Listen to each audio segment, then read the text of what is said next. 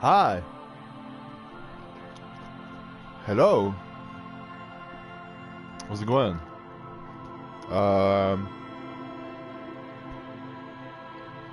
Me? Pretty good. I'm doing pretty good. Welcome to the sixth stream. Yeah, sixth one. On Disco Elysium. And last time was pretty intense. The end. Holy shit. Yeah, I just hate, so I'm going to take some water again. But yeah, it was pretty intense. There was a lot of things that was going on in the at the end of the game, and yeah, obviously this is gonna be on YouTube. You know it, I know it, and yeah, that's all about it. But yeah, honestly, like the more I'm playing this game, the more I'm enjoying it, and I hope when we reach the climax of the story, it's gonna be really good.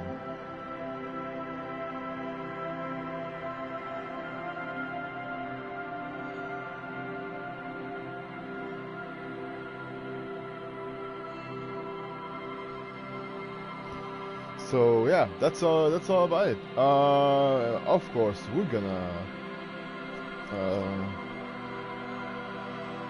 start, obviously.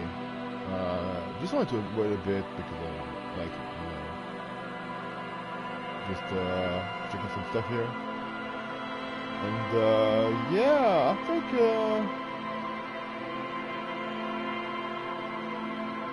yeah. I was thinking about, not now because it's too early, but later maybe create a Discord, but not now. Not now. I don't think now is the time. Probably later.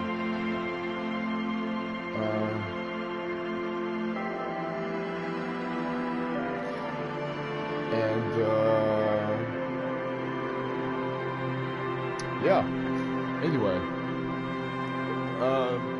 So hopefully this week we beat the game, because oh my god, we're like on 7th day in the game. I hope we can solve this case before the last day, and because time is running out, so that's what it's going on for. Oh,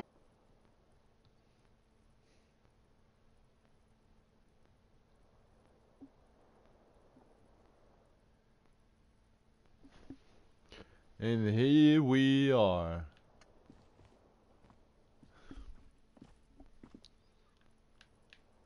Ooh, what's this? Oh, I got my I got Martian pants? Hell yes. Got my pants. Oh, I don't think I'm gonna need the gun right now. We have one bullet, so I'm gonna make it count. Yeah, my coat. In my coat.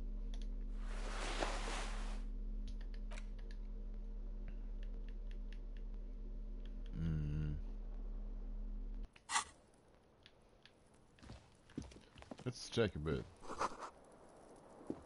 White speaker. Oh, the window has been fixed.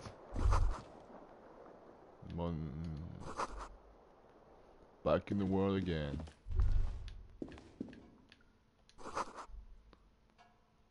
Kim's room now.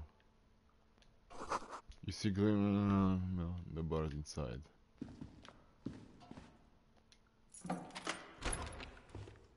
Oh. The bathroom mirror has been wiped completely clean.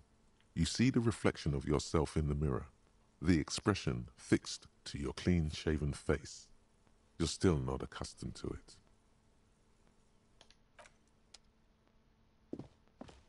Oh wow, that's a nice room you got there, Kim.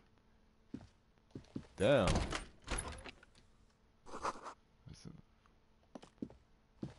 These papers bear the stamp of the RCM. They appear to be fragments of the lieutenant's paperwork, half finished. You make out notes on this and other recent cases. I had Garth open the door to your room. You were running a low bacterial fever the first night.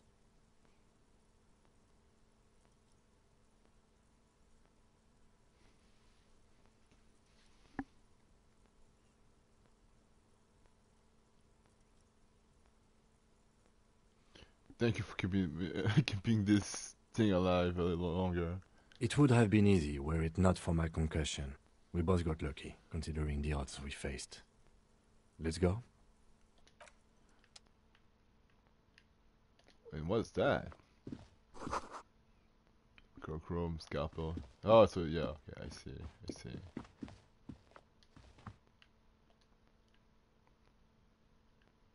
Can open it, damn it. Of course, it'd be easy if you could. Okay, let's check, what?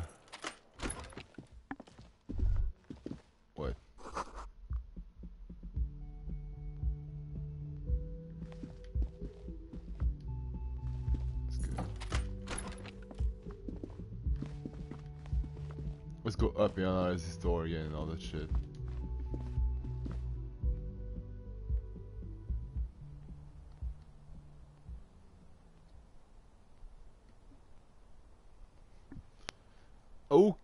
Okay. Two neon-lit shapes, a man and a woman having sex. A ray of backward motion explodes from his mouth to the roof outside, A prime, to then widen into a radius of locations in Martinez, B prime, B double prime, and B triple prime. What is the point of origin, damn it? It's not the roof, and had it come from the coast, you would have probably stumbled upon it while you were running around over there. This leaves the island in the bay. I think the shot might have come from the island. It's not impossible. There is a narrow opening between the commercial area and the collapsed tenement north of it. There is also a location where yet to rule out. So it is. For a second he seems tired. You seem unenthusiastic. I just haven't gotten a lot of sleep these past few days. He doesn't really believe this will yield anything. Maybe we need to go to the island? He is trying to justify it to himself. The lead is flimsy. You might as well go around Martinez looking under every rock and talking to every person. But what else is there?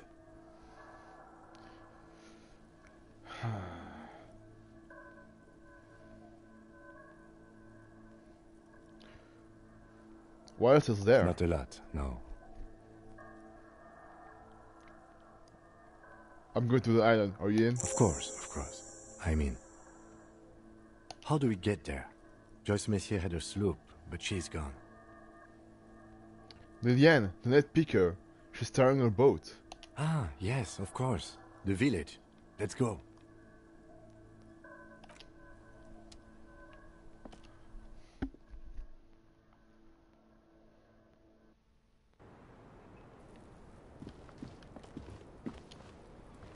The same small, heavy door. No.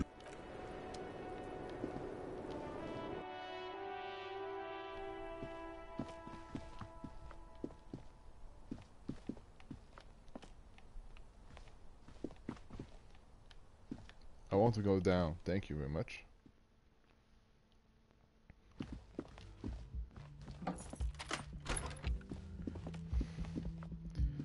Hopefully we can find some hints over there. Oh.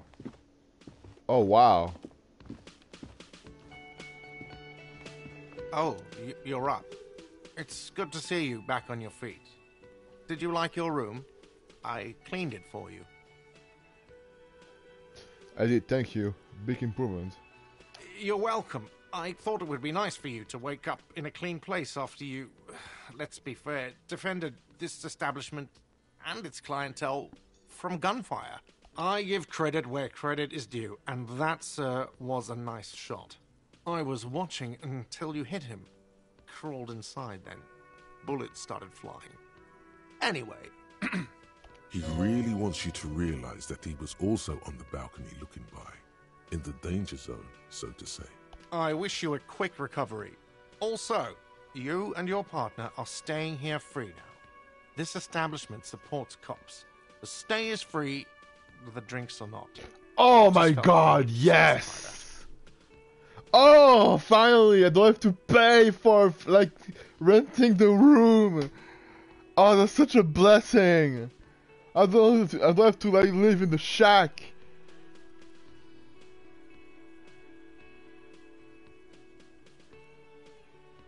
Like, holy shit, that's amazing. Where did everyone go? Oh, you know, people don't tend to stick around after shootouts. Turns out they're not good for business. What happened to the man with the sunglasses? I don't remember everyone who comes here, and many people wear sunglasses inside lately. Must be a fad. Ow, my feet hurt. Sorry. Damn it, I feel something stung on my feet. Goddamn mosquitoes. Okay. By the way, where were you when it happened? Where was I? How do you think I know the crazy shit you pulled off out there? I was there, out on the balcony, protecting my establishment. Okay, that makes sense. That's actually true. You remember him from the corner of your eye, right behind you on the whirling balcony. So, yeah, I guess I'm what you call a badass. It really took courage. Don't pick at him.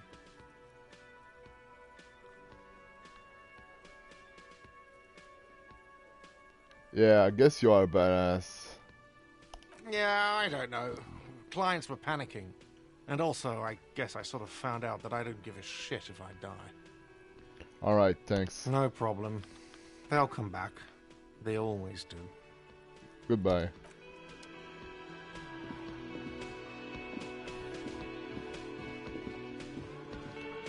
You see a heavy steel door. That door, we need to open it.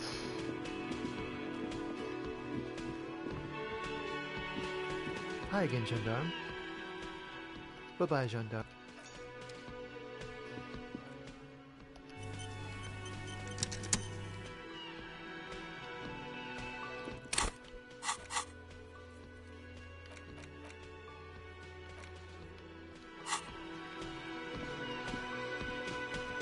Seeing you approach, the bruised man raises his spear in welcome. Crazy motherfucker. Didn't think you had that fury in you. But I guess I've misjudged a lot of people lately. That was one hell of a shot. Hell of a shot. The fucks did not expect that. But I guess what I'm trying to say here is, thank you for intervening, fellas. That was mighty brave of you. Appreciated. This is big. It's as big of a thank you as Titus Hardy can muster under any circumstances.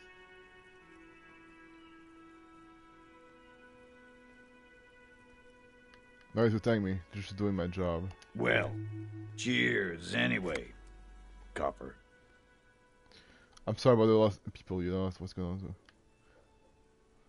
on? I'm sorry about the people you lost. Dio was old. I think he'd be pretty happy with the way he went. Never could imagine him withering away on a sickbed. Okay. But Angus, he was just a stupid kid. Didn't realize the mess he'd gotten into. Trusted me. Still, the balls on that kid. Went down fighting for someone else's shit like a fat, angry bear. And Glenn was my friend.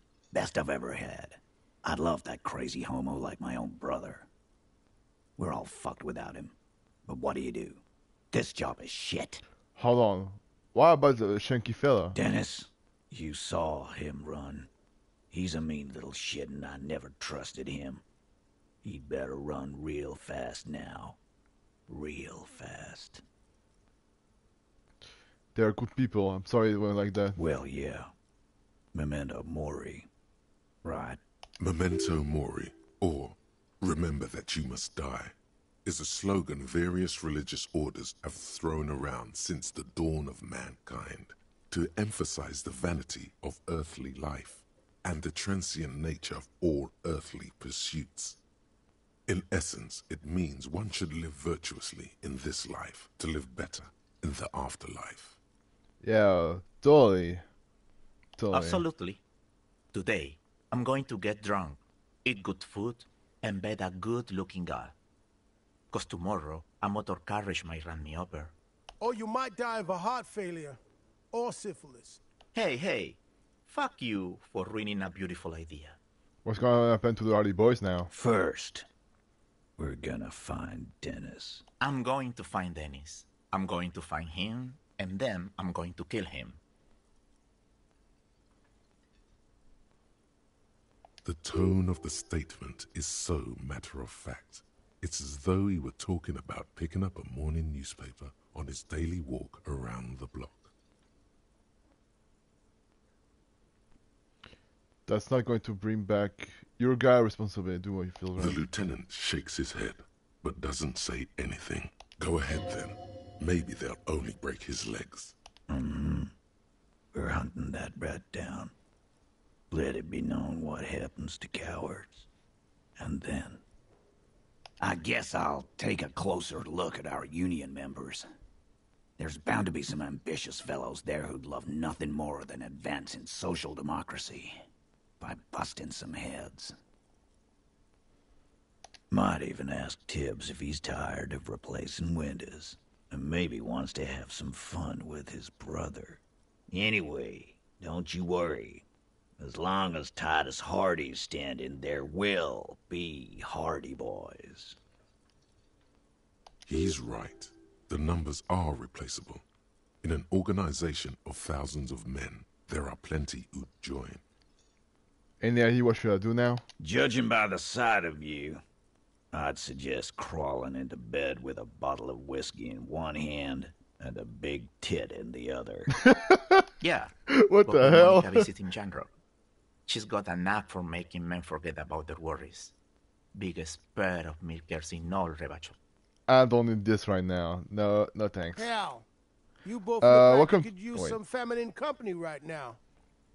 Hello, welcome to the people who joined. Welcome. Welcome to the stream. Thank you for your advice, Eugene, and you too, Alain. I do always appreciate a good use of the expression milkers. You're welcome, Bina Claude. You're all right in my book. Song, fellows. Be good so I don't have to come back here again. Take care, coppers. You two look after yourselves now. Death passed on you today, but men don't get that lucky twice. Copo Loco. And normal cop, I guess. Good luck in Shamrock. Scars made the best tattoos, they say. Thanks for getting involved, guys. Not a lot of cops would step into that line of fire, but you did.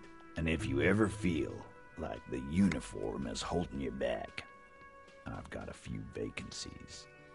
You'd make one hardy boy, copper.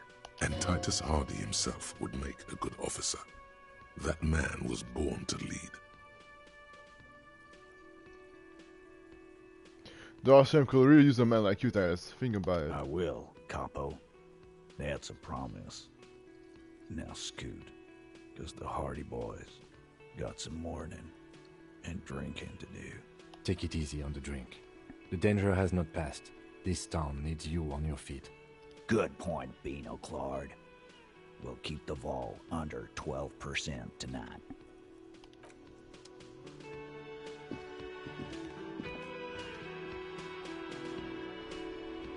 Okay. Whoa! What the hell?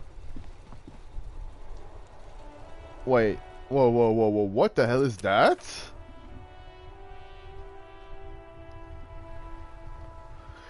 One day I'll be close to you.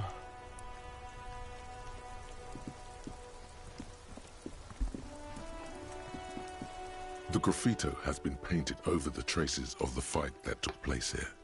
It smells of blood and heavy fuel oil. This was Cindy the Skull. Looks like Cindy the Skull finally found the words for masterpiece. The lieutenant crouches, touching the fuel oil with his finger. Looks like it. Yes. This is still fresh. It wasn't here yesterday. I smell heavy fuel oil. And blood.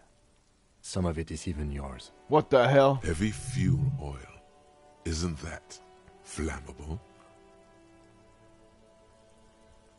What are you trying to imply? Fingers? You could buy some smokes, light up a ciggy and throw it in there. You know, just to see what happens. See if it's flammable. It's better that way. Safer.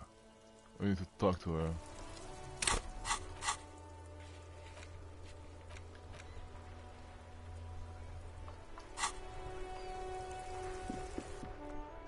God damn.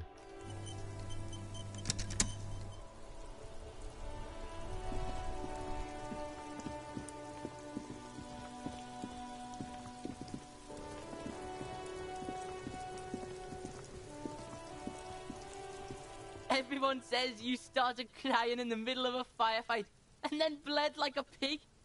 I guess that was cool. Who's saying that? People, they say you'd kind of died for a moment, that you let your shit out already, but then came back. So I guess that's what's cool now. Just don't think because you got half your dick shot off and you're an invalid now, Kuno's gonna treat you different. Kuno doesn't reward weakness. It's business as usual with Kuno. Kuno's cold like that. Watch out, pig. It's a dangerous world out there, but Kuno's got his eyes on you. What's that supposed to mean? Who knows?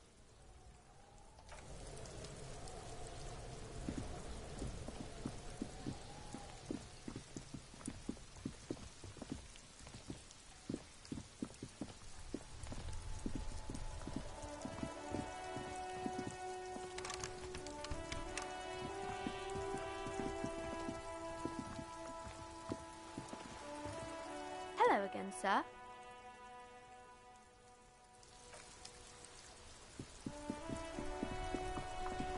Okay.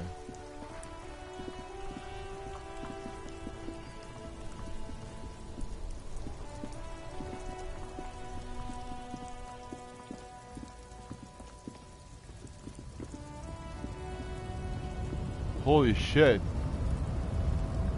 What? Something has changed here. The boyadero stares at you with respect, then gestures towards the trickles of blood adorning your clothes. Yeah, I got shot. No big deal. Yet you live. It goes back to an older era where this was commonplace. You have a true boyadero heart. Right, so where is everyone? Hiding, gathering themselves. The harbor's in full lockdown, friend. No getting in or out, for the time being. What's going to happen next? Time will tell. I'll tell Everard you dropped by. I'm sure he'll be glad. What will you be doing now? I'll be okay here, doing lookout. Quite the sight, aren't they? Getting to like that red I am. Don't worry about me. I live to alleviate the worries of our brothers. See if any insane killers turn up. Then I'll run. And live. Try not to get shot, eh? I'm sure I'll be luckier than you, friend. Alright, see you.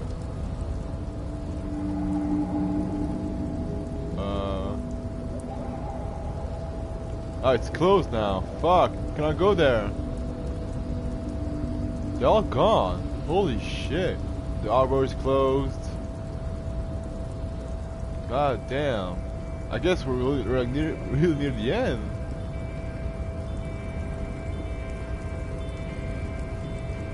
I want to, please. Thank you very much. I appreciate it. I'm gonna have to. I need some.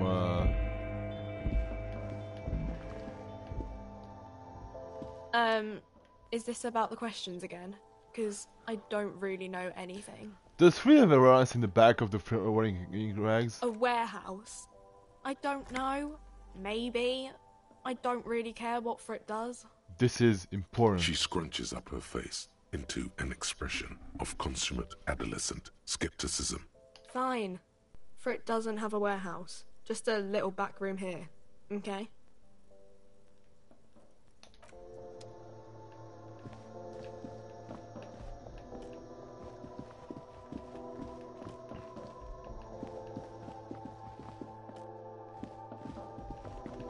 A back room? A colourful display of cigarettes and alcohol bottles line the shop wall, inviting you closer. The bottles wink at you in the light.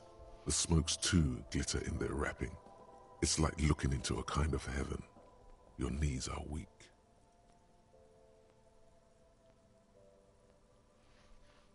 It's not a good place for me. Guess not, no. I'm obliged to inform you that both alcohol and cigarettes damage your health. But I guess you already know that. Don't ask. Don't look. Don't do anything here. Just go away. Get back to work.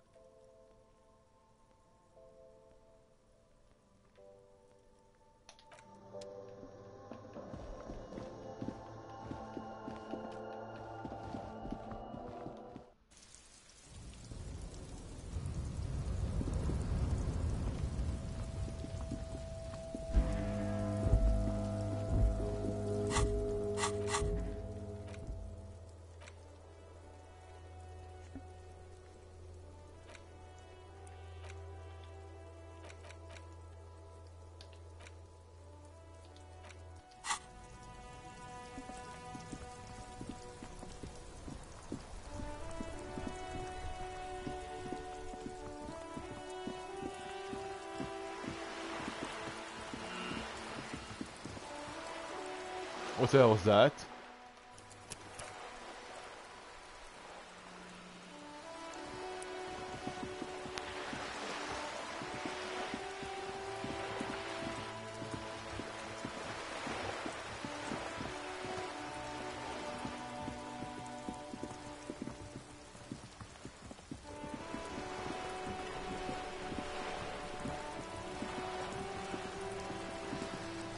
Absolutely nothing. Alright, let's go to the island.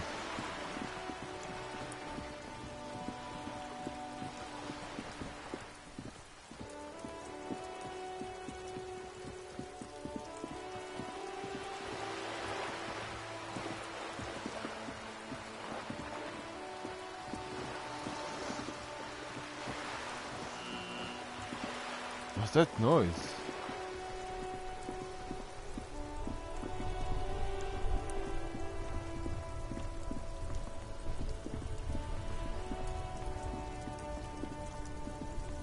I heard something weird.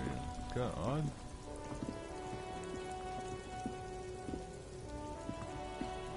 Wow! Wow, A what? cop limping down the street, bleeding from the shoulder, face bruised, looking like hell? You know what that is? Cool! That's cool! I'll leave it to you now. The speakers below are banged up and worthless. The sneakers triumph over them. They're the star of the show here. It's expensive, yo. You keep coming back! That's good, officer! Keep browsing those clothes, keep saving that economy. Okay.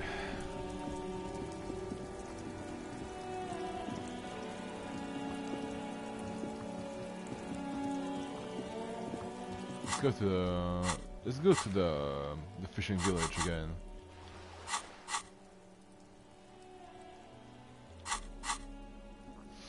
The map, yeah. Right.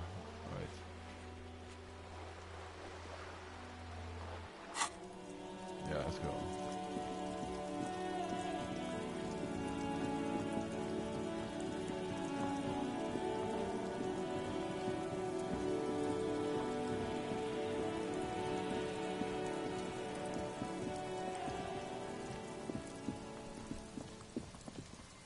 What? Those are footprints.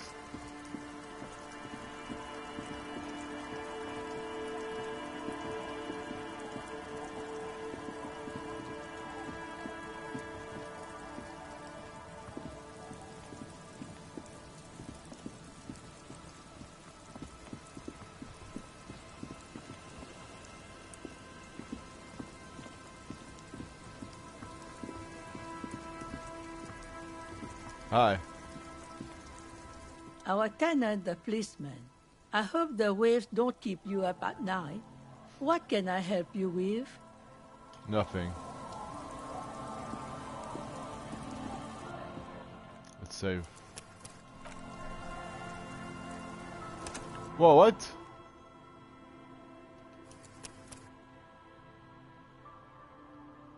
Really? Holy crap. Okay, fine.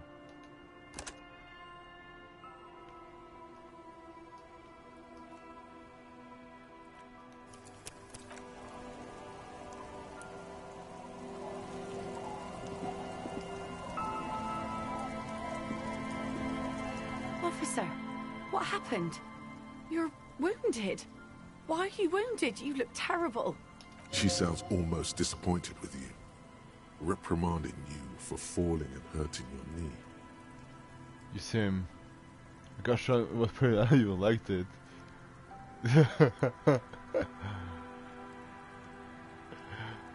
Okay, you seem angry. Why? Some people heard me. Is this from the shooting in town? We heard gunshots. Not that we don't hear gunshots all the time, but they were closer than usual. There was an exchange of fire on Rue de Saint-Guylaine. It's nothing to be worried about, madame.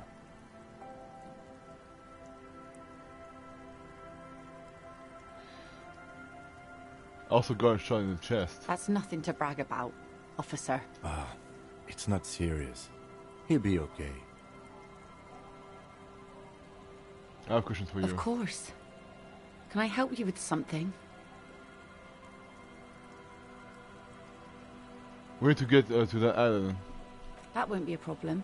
It's wind still and the tar just dried. We've got 2 days of relative sunshine ahead. Can we borrow your boat? What's on that? Okay.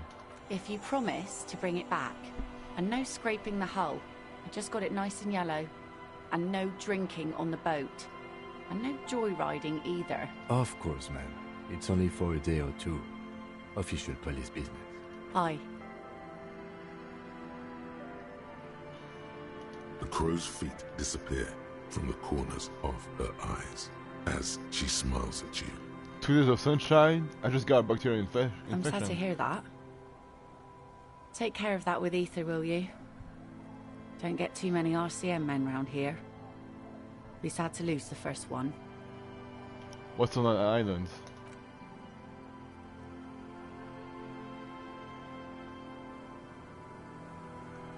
What the hell? Oh, there's a bug. Hasn't been there herself.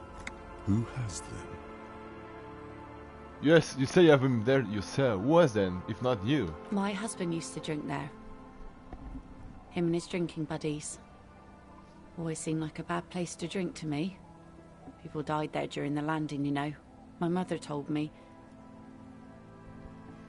This must be one of the many fortifications that was used in the dying days of the revolution against coalition forces before they took this city. The kids sometimes go there too. I know they do, on rafts. I tell them not to, but they bring back old bullet casings and such. Which kids? The twins. God forbid they bring the girl along on some rickety barge. Can we maybe ask your twins about that place before we go?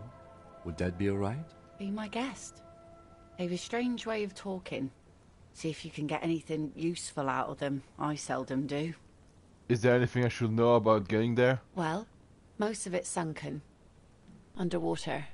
That means concrete underwater. Cut your boat if you're not careful. Be sure to enter from the south side. Water's deep there. Aye, aye, Captain. Thank you. We'll use your skiff to get there then. Please be conservative with the fuel, will you? Just filled her up, but it's a small tank. Be seeing you.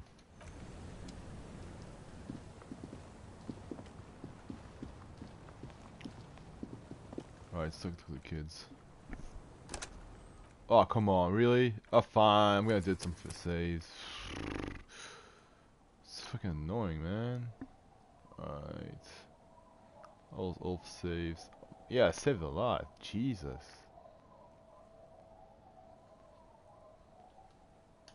Yeah.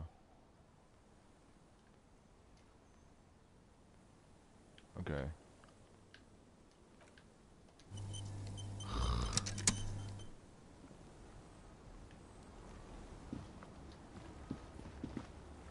The scruffy-haired little boy kicks a stone while the other watches him do it.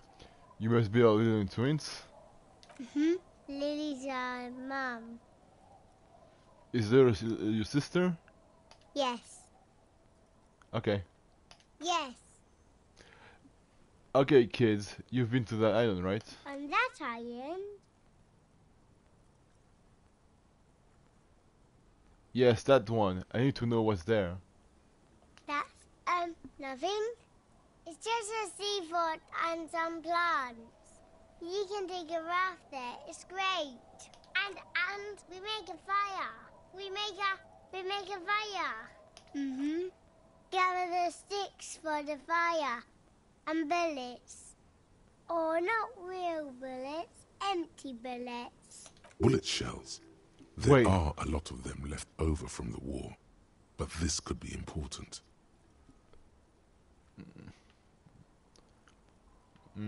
What then? There are lights. The fire guy comes and asks us to put the fire out. Your nerve endings sting from the mention of a guy. They must mean a human being on that island, but it's cut off. Someone lives on an island? No. Yes. Let's go with yes. Why is he the fire guy? Because he asks to put the fire out. Why does he ask you to put the fire out? I don't know. He doesn't like it. He don't like people to be there. You shouldn't go. Yes. You mentioned something about lights? I don't know. Did you mean there are electrical lights? Yes. Is there anything else you can tell me about this guy? The age, does he live there? No, he doesn't live there. I don't think. No, he lives there. Been there twice, 2 times. He doesn't live there. He isn't there sometimes. Anything else?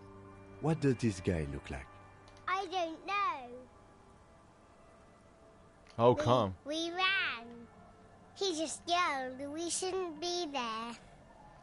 Your father used to go to the island too, didn't he? Our father killed himself. Huh? Didn't say that, he didn't.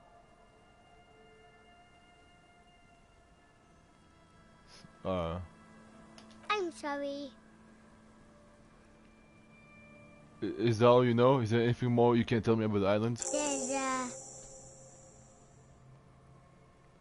Lights, fire guy. We should check up on that island. Bye kids, take care.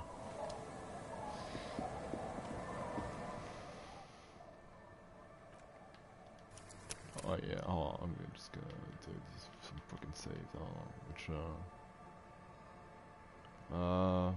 fuck it, this one.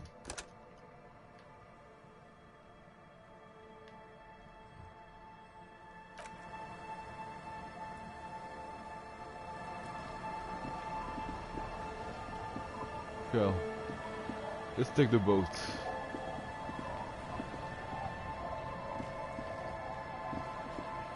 This is the one? No?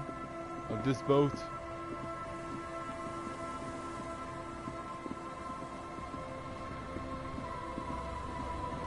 No, this boat.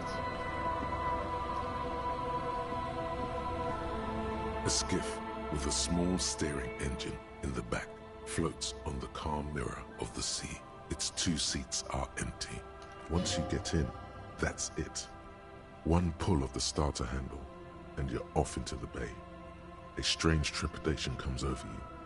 Are you sure you want to go now? Have you made all the necessary preparations? Oh, okay. Closed all your accounts? Oh shit, we're gonna beat the game now?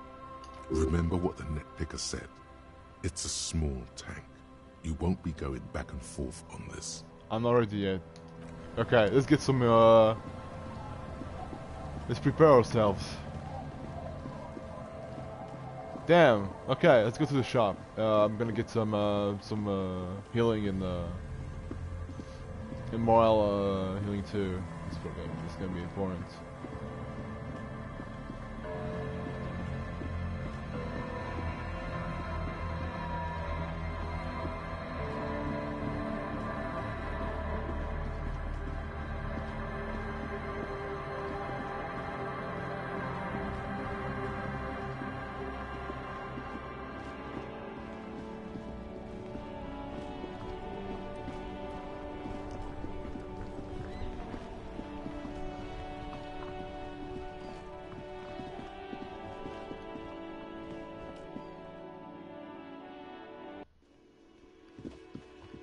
Oh yeah, this guy.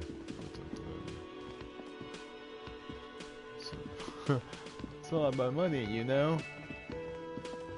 Oh, wait, wrong place.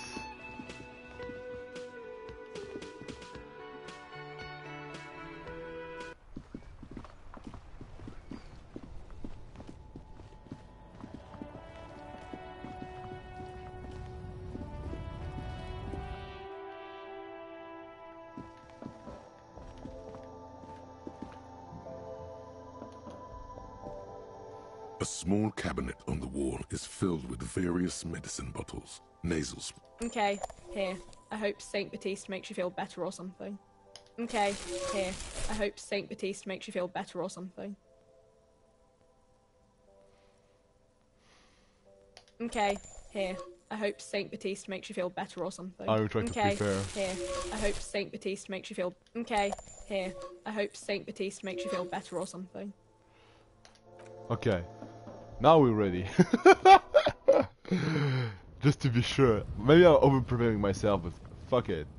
Who cares, right?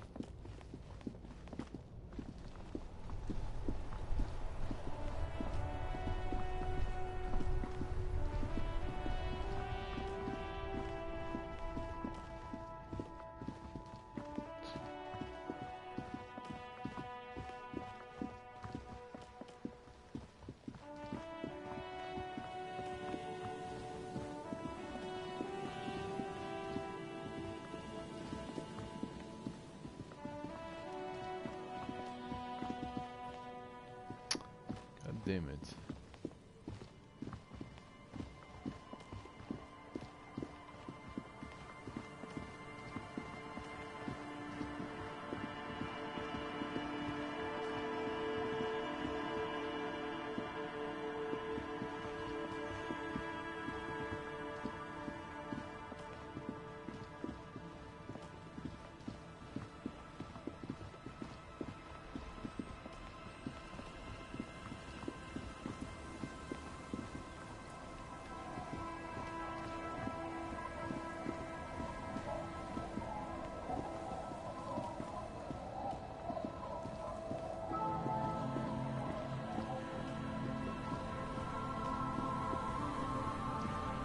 Alright,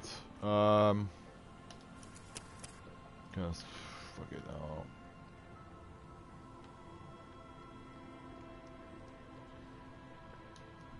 Here we go. Let's go. Let's save.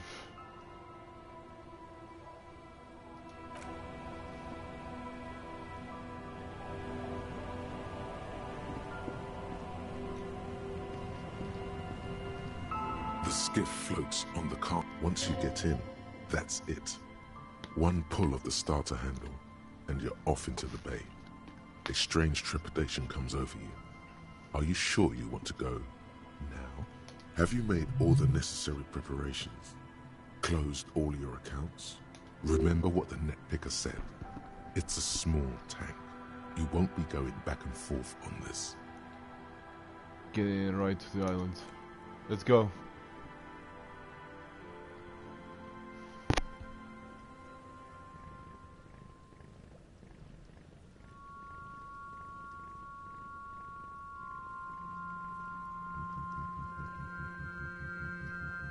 Want to be free. Want to be free.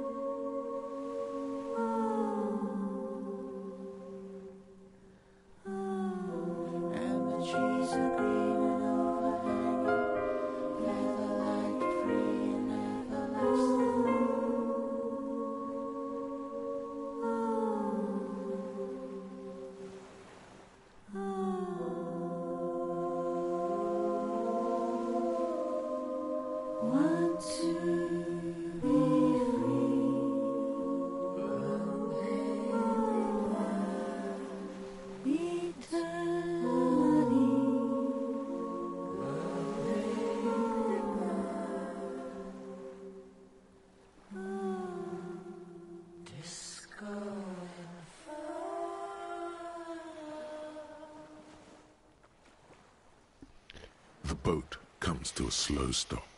The lieutenant turns the engine off. Then there's silence. In the silence, a sputter of wings. A flock of quails takes off in the distance. Let's go. Let's do this.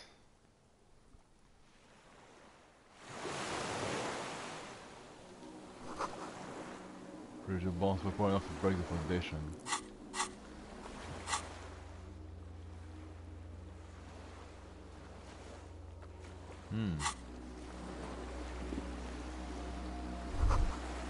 Chain trails off into the ocean.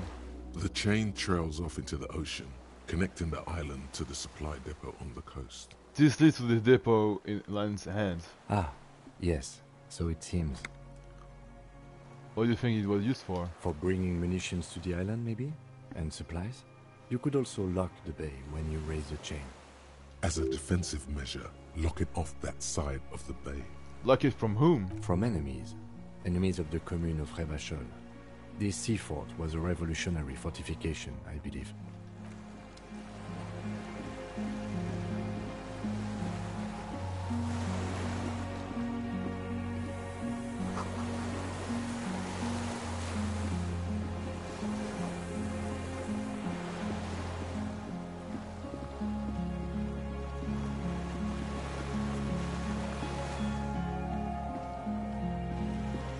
Man, the music though.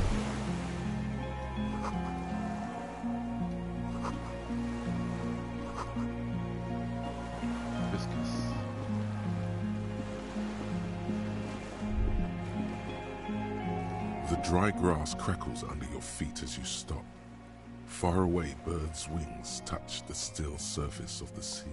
Why is that flare? The flock of quail departs. Now more than 100 meters away. 102, 105. I need the flare. On the islet, there is almost no wind, just the light movement of air through the reeds. Bulrushes swaying on the waterline. Long dried leaves chafing against each other. Like a silent orchestra tuning at the beginning of some major work. To the west. A silent hiss. Sea air moving through the needles of a pine tree. To the east. The faraway roar of the city, distant like today's dream. Before it, the sound of sand. The low tide filtered through its grains. A bird tending to its feathers. Ahead. A low hum. The air slowly moves through a concrete box, through its ancient slits and cracks, resonating, hollow. A big building. Beyond that, further north. Air flows out of a pillbox window. There is very little there. The air cossets flowers on a meadow. Absolute silence. Reeds motionless. Bulrushes motionless. Below the silence. A jitter, a sound impatient to happen, but not yet in this world. Kim. Yes? Momentarily, the sounds are swept away.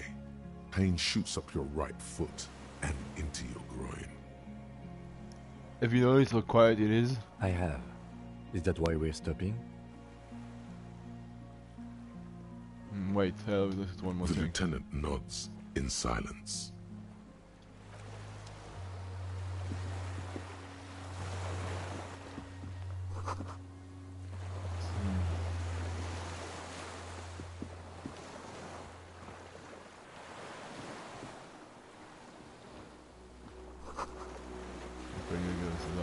It's nothing. ICM? This feels familiar somehow. Kim, what is the ICM? Insulindian Citizens Militia. It's the official name of the Communards Army. The black and white army of the revolution. Sounds an awful lot like.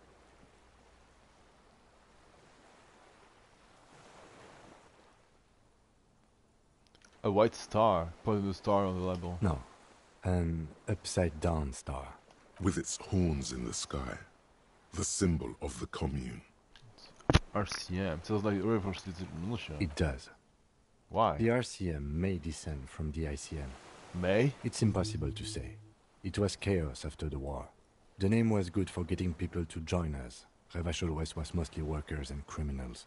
Nice political thoughts rush through your neocortex. It's going to be hard to say them. Carrying around all that weight on a busted crutch is making you pant.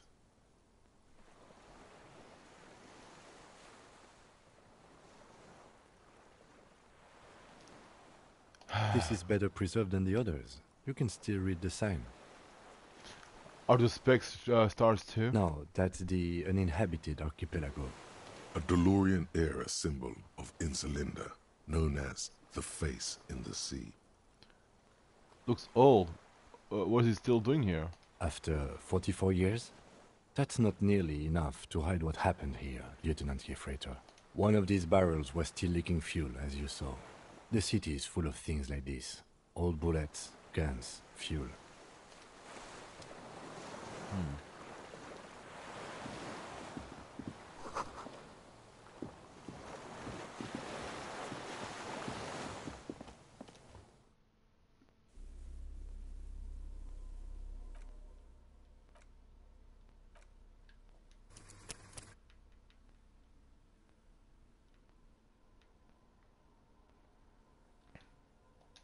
Just gonna save here.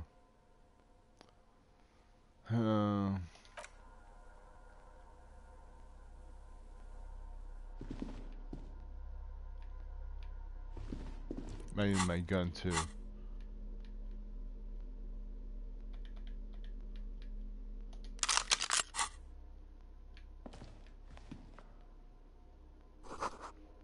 So once an armament rest.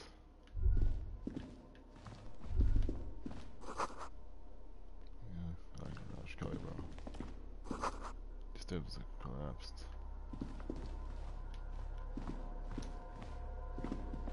An old cylindrical generator is nested above the ammo lift, with makeshift electrical wiring running out of its side and across the floor.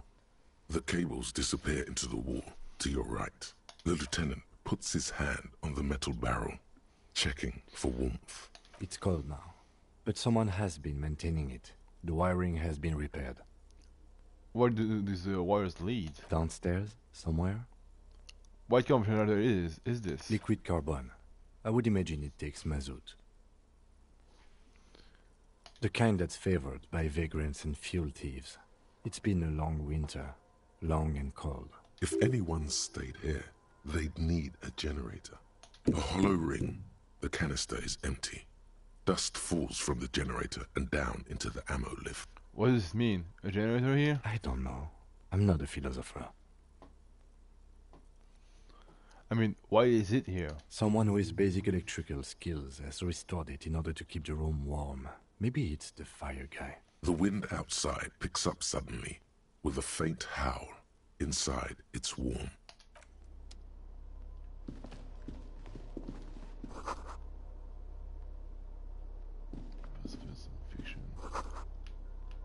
Wait, is that what I think it is?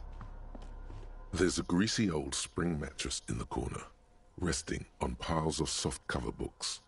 White linen and a pillow are visible under a worn-out caracal blanket. Someone has been squatting here. The linen is fresh, recently washed. Oh, recently. A flash of pain interrupts you, making you wince instead of letting the words out. You know, officer, you can rest here if you are feeling tired. I will keep watch. You could use some rest for what's ahead. Maybe just an hour. You face the concrete wall. There's less light there, in the dark corner. Like a dog, you lie there. The blanket feels cold. The entire room does. Concrete and cold. Minutes pass. Half an hour, maybe. The sounds of the sea beyond grow distant. Your eyelids close. Until you feel yourself standing up in the darkness, right next to the mattress. Slowly, the world begins to hatch from the blackness. It's evening. Sleep.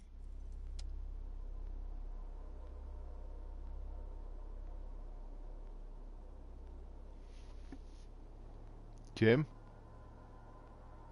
Kim?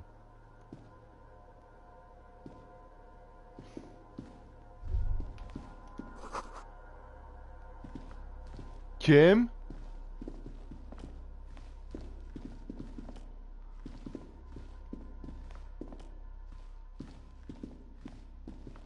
Kim?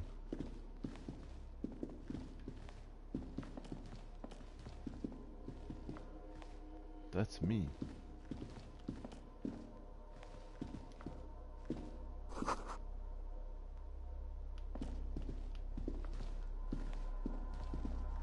An hour? I feel like I slept more.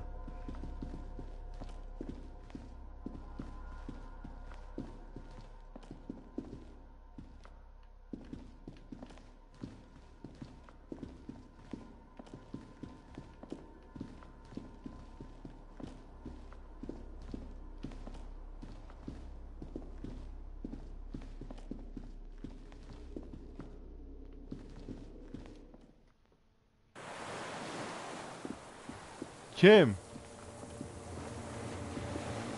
Kim? Come on, it's not funny, man. Where are you?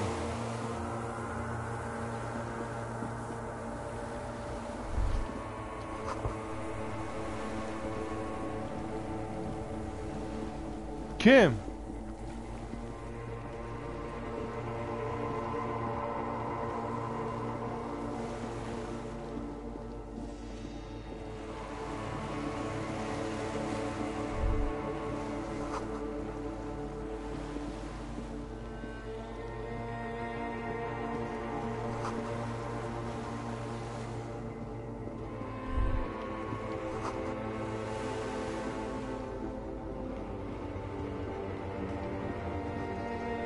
Dolores Day, the innocence of humanism, internationalism, and the welfare state turns around to face you.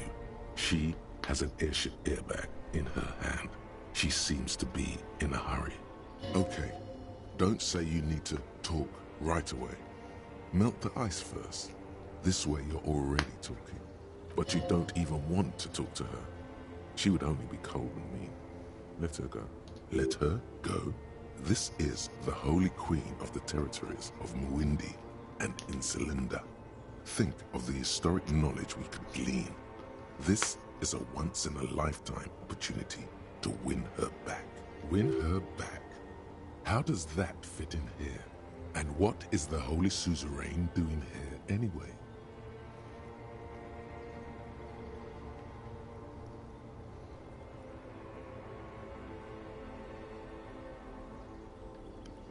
Something is off. I'm sorry. I was heading to the aerodrome. I just don't have time to... Hey. Hey. I'm sorry, I should have bothering you. Yes. Well, I mean, no. But I am in a hurry. Where are you going? I'm going to Morova. To live there, in Grad. It's 1 million kilometers away, Harry. Might as well be another lifetime. What's in the bag? Just my scepter, my globe cruciger, a spare silk gown, a toothbrush, travel documents, the crown of immortality. Crown of immortality? Are you wearing one? Oh, this. This is just a wreath. The crown of immortality is made of rarefied light, mana and raw palladium. It was passed on to me by the rulers of late antiquity. She looks at the suitcase, not knowing what more to say. Then, over her shoulder. Anyway. Go. Goodbye. Is what you want to say, but you don't. Hammers clang in the distance. Children laugh. God damn it, it was fine already. The light from the video rental casts shadows on the ground. She turns her face, and it's illuminated by it. Red and cyan. I can't help you. I'm totally useless. Everything I've said is lies. I want the exact same bad things you want. To stand here, like a pillar of salt, is what you want. Where? There's water all around. I can't help you. Can you stay for a moment? We need to Everything talk. I've said is Okay, lies. okay. I want the exact same bad things you want. To stand here, like a pillar of salt, saying... Can you stay for a moment? We need to talk. Okay. Hey. How are you doing? I'm doing really good, actually. Both professionally and romantically. I've come to a fulfilling and peaceful period in my life. Well, how are you doing, Harry?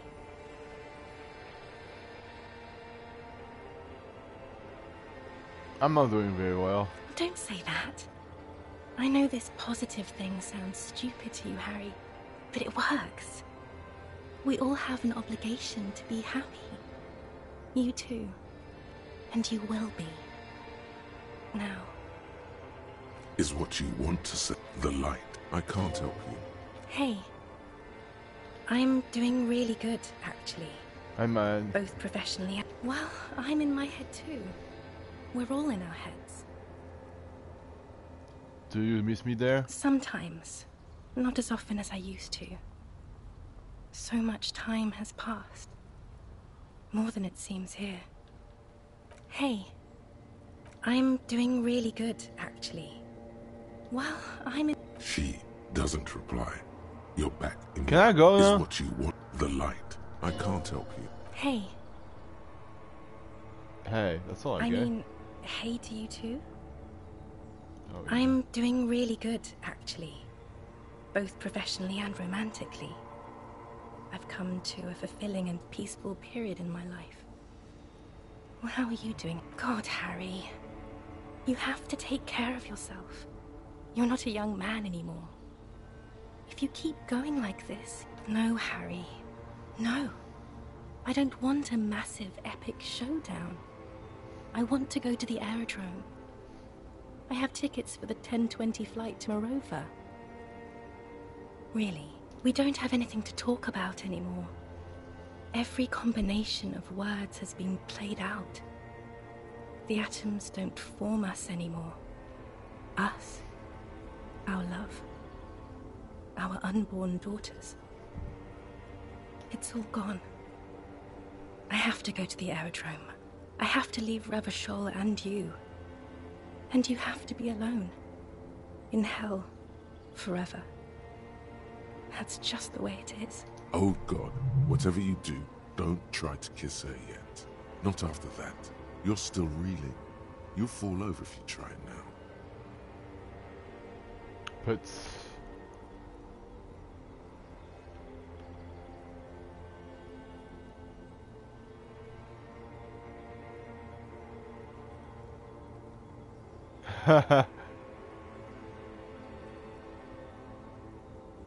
Yeah, but I bought you this thing of a headless fan rider, but you say I have a vast soul, and you always come back to it.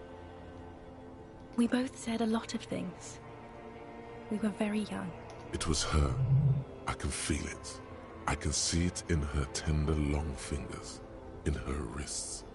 Her hand wrote it. said those things. Actually, you didn't say it. You wrote in a letter. A handwritten letter. I kept it in my paperwork. As Queen Regnant, I write a lot of letters. You need to recite it to her. For effect. All of it. No summaries. I have it here. Let me refresh your memory. Let's take a trip down memory lane. Start reciting. Please, Harry.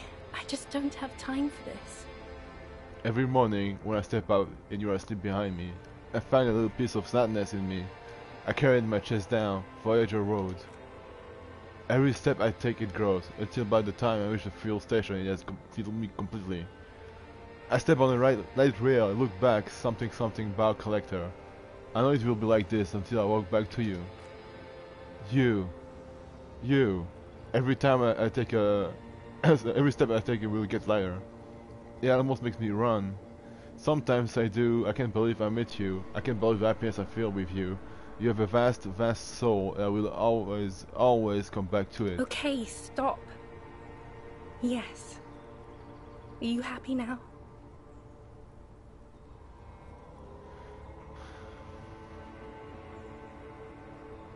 There's more. Kissy.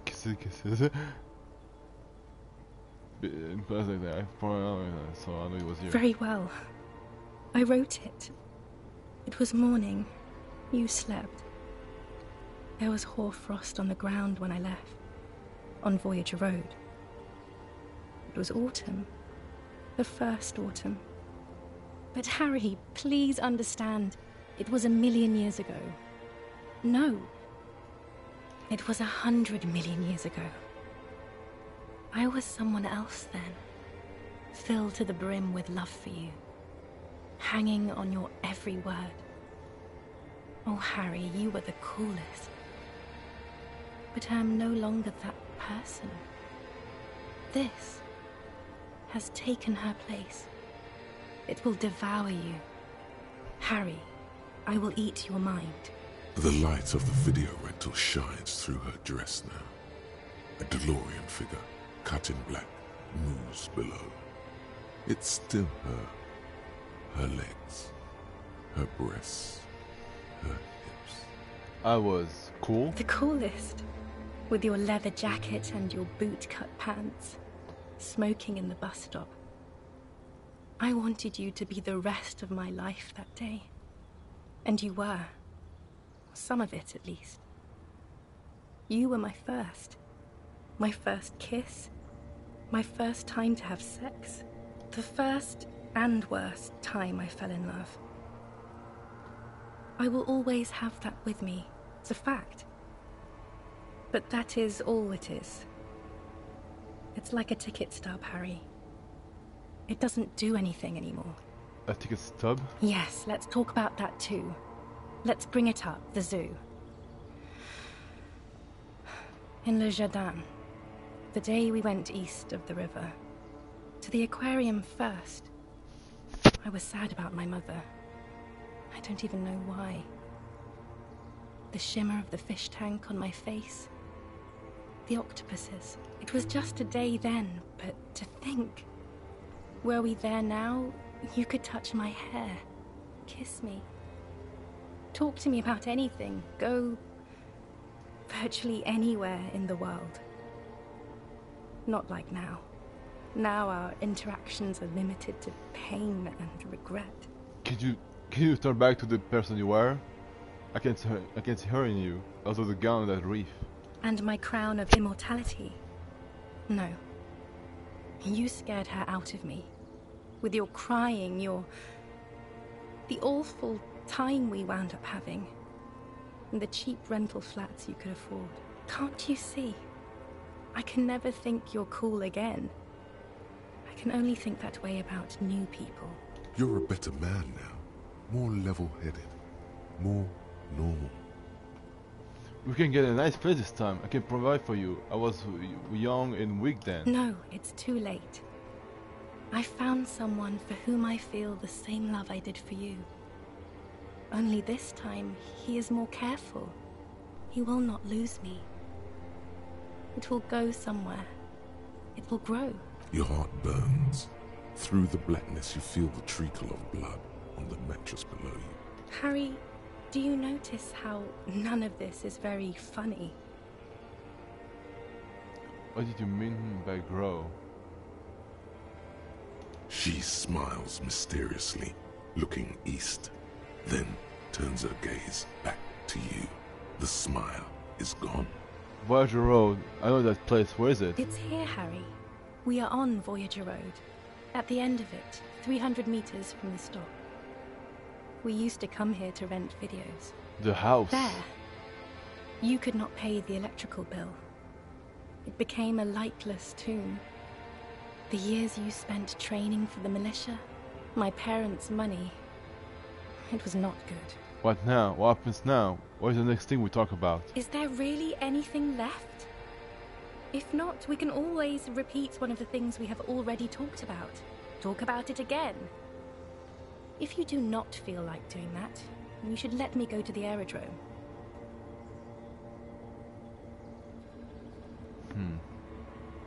I get the feeling you're not really Doris Day.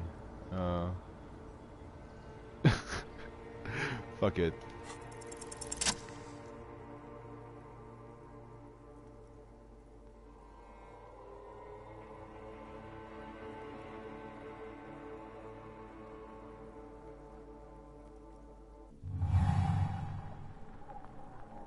With your feet trembling from the steps you took, tepid and fearful, you stand against her, her body close to you, radiating warmth. With your eyes closed, you move your lips on her mouth. She is not kissing you back.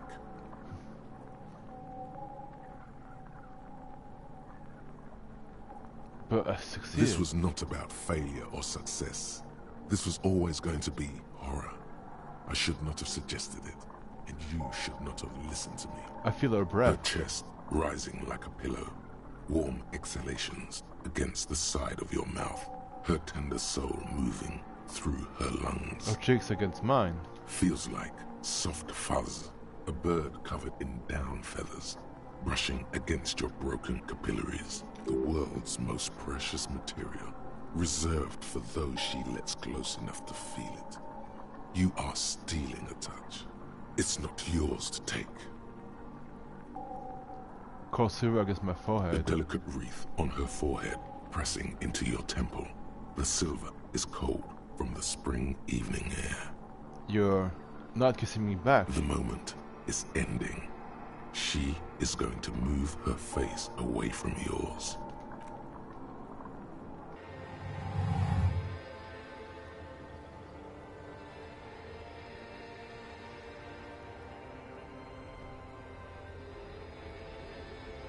Trying hard not to look at you. When she withdrew and you held on to her hand, she tried not to look at your face and see the expression there. Brother, you should put me in front of a firing squad. I have no words for how I failed you. You didn't kiss me back. She breathes out heavily, as if something painful has passed through her, and shakes her head. She shakes her head one more time.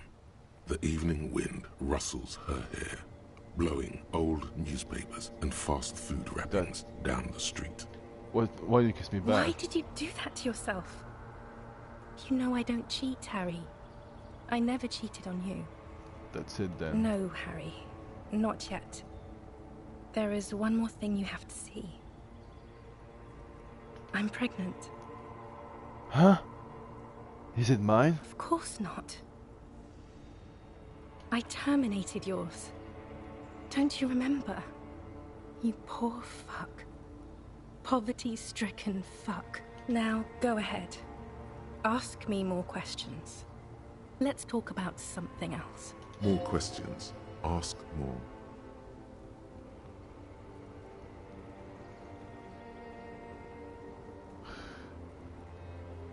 Oh really? I gave him you're already I there. don't know what you mean.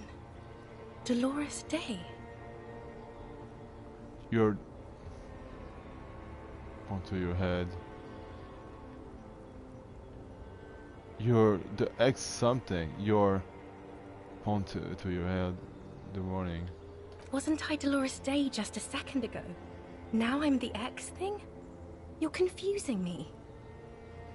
Look, I have to be at the Lausanne Aerodrome at 10:20 p.m. I still have a light rail to catch. I haven't even bought the tickets yet.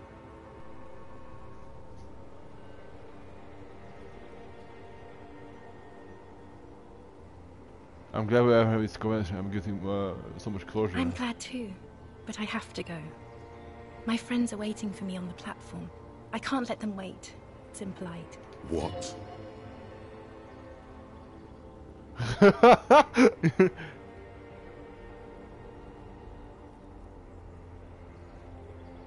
Cool. Your friend says hi to your friends for me then. Just look at her. She does not look back. Instead, eyes her fingernails. They're bitten, frayed. The evening wind blows in. The gown wraps around her like a white flag. Okay. Yes, Harry. I am. Things have gotten much better for me, now that I am the ruler of the known world. Oh God, it's already so late. I have to go, Harry. A tiny golden watch with red straps around her bony clitoris. Don't go. That's not a very good way for things to be. I have to, Harry. Really, I've already missed the 8:30. I'm gonna go now. I was wrong. You don't have power over her anymore. You shouldn't have said that. I am wrong about everything. But you should go on without me.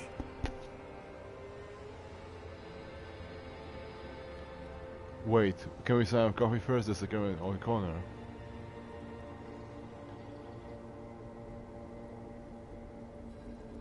No. That would only be painful and dull. At the aerodrome, life, love, and laughter are waiting for me. At the cafeteria, dust, hell, and tragic comedy. How long? What is there to do in Mirova? Light, life, culture. It's so much better than here. Everything here reminds me of you, and the horrible times we had. The nights we stayed up fighting for our dying love. I have to wipe it all off me and be clean again. I want to be a good person again. Not this. Not what you made me into. But I saw I will let you go. You told me, you asked me to be this way. That was someone else. I betrayed her, overwrote her, and I'm happier for it. And I'm really going now. The time is up. No. Yes. We will ever see each other again? I won't see you, but you will see me. How can that be? Oh, Harry. This is a dream. Can't you see? I'm already in Mirova by now. Who knows how long ago this happened? A year? 2? 5 years ago? How will I see you again then? Right here, tomorrow night. Once this dream starts happening, it keeps happening. 3 times a week, at least. And Harry, it really, really looks like it started happening again. There's the video rental. I'm suffocatingly beautiful. And young. And I smell of tutti frutti chewing gum. Like I did that time when I asked you for forgiveness. After leaving you the first time.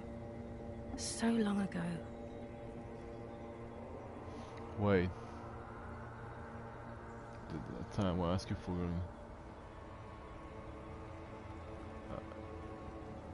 Oh yes. This is real darkness. It's not death, or war, or child molestation. Real darkness has love for a face. Wait, I don't even want to say this. The first death is in the heart, Harry. See you tomorrow.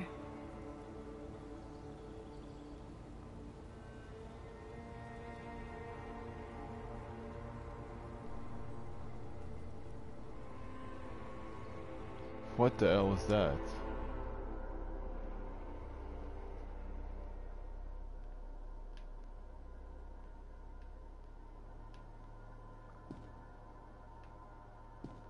You're up quick. How was your sleep?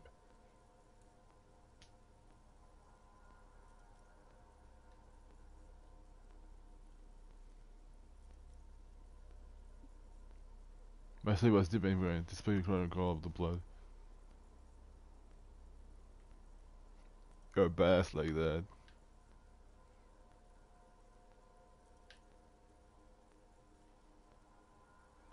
Okay.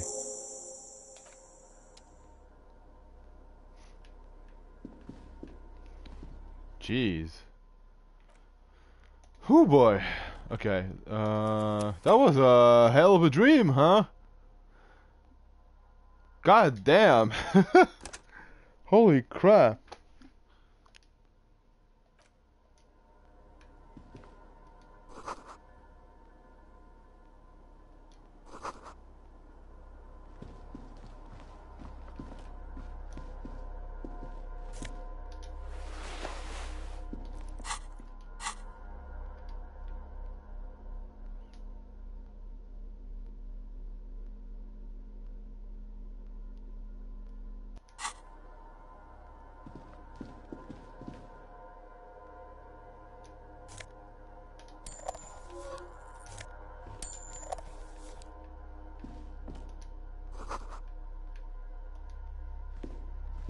You see a small metal door nested inside a larger one.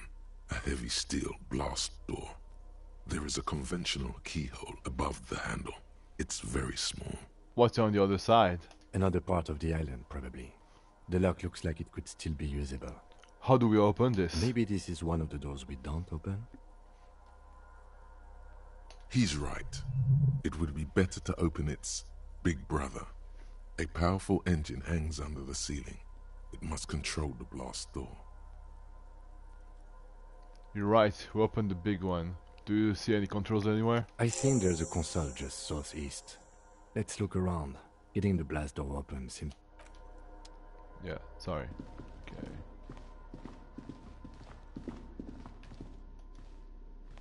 Green paint flecks off the monoblock aluminium cabinet. There are rows of switches on the front panel, a frequency band, and even a keyboard. The keys rattle like teeth. This keyboard hasn't been functional in decades. What is this then? The console of an antique computation device. The generator upstairs, with wires coming out. They terminate here. Could this open the blast door? Possibly. Urgence, ouvert, allumé, radiodiffusé. It sounds like this device was used to control the electronics here. Maybe it still does. This device was used to control the electronics in the room. It could open doors, control lights, function as a radio computer.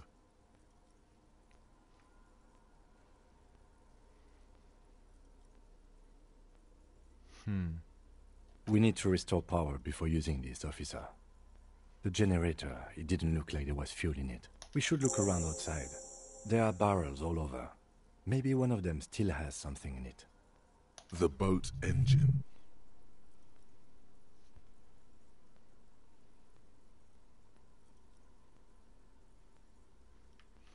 Yeah, or we could go... No. The console looks on as you talk, mute and unpowered.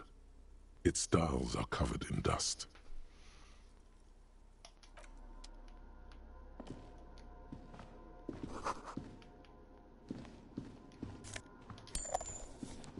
Let's go outside.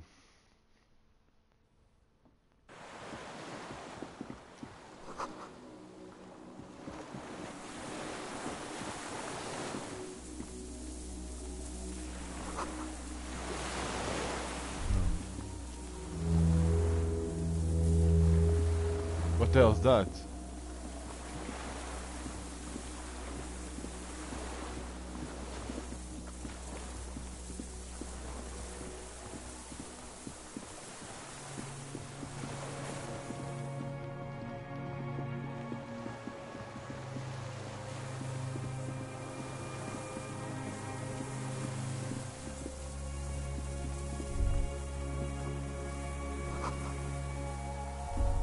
A strange feeling, looking at the water. Maybe you should just wander off into the sea, leave it all, and walk in. Why? Perhaps there's someone there, under the water, waiting for you, where it has always been, smelling of tutti frutti and betrayal. But it's cold. Yes, cold and still. But love is warm, like the inside of her mouth. No, no, no, no. Yes, yes, yes, yes. No, no. We're not starting with that. Not now. Not this time.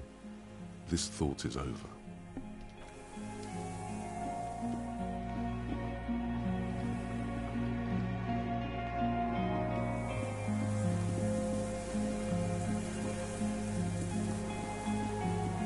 Love the music here.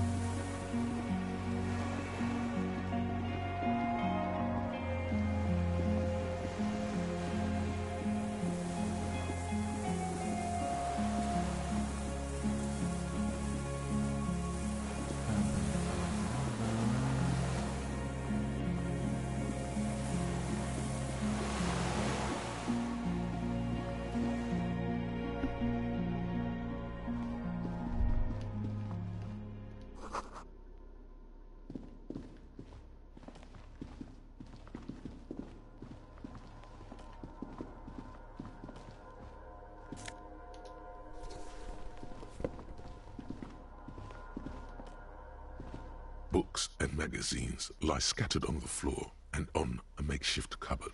They are not particularly well organized. Most are soft covers, serialized fantastique and detective stories from the 20s and 30s.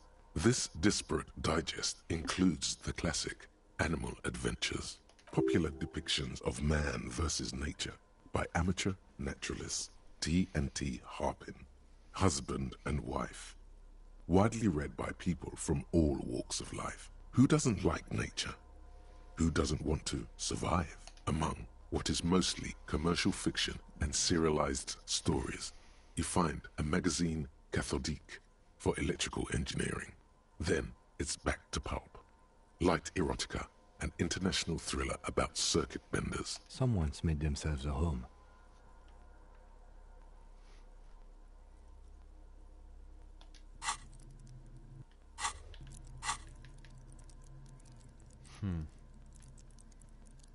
Nah, leave it.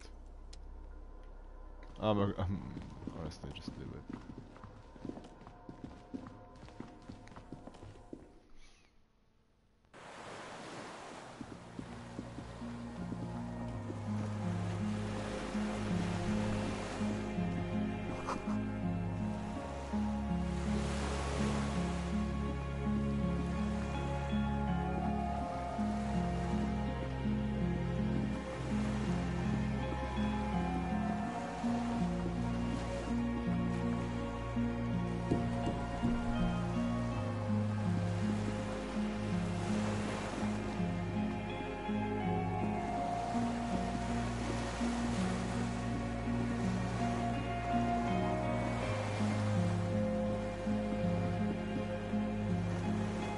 Yes?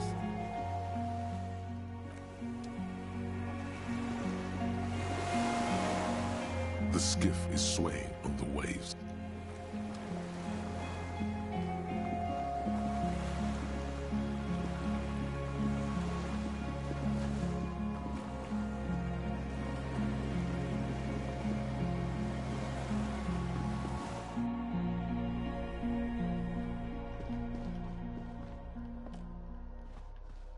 I'm a bit stuck here. Need some fuel. This old cylindrical generator.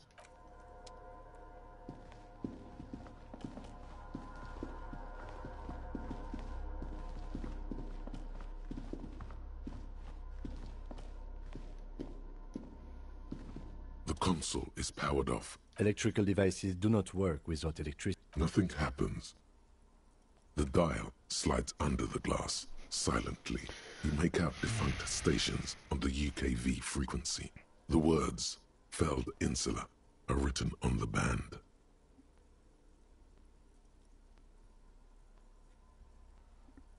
Insula. This is an off-air radio computer, I believe, used for military communications.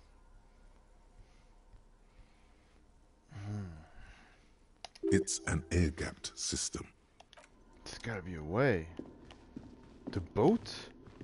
You want me to use the boat?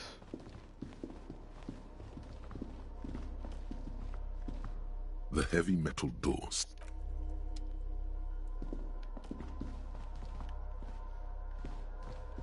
Oh yeah, oh, stupid. The console. Possibly. This device was used to control the electronics in the room. It could open doors, control lights.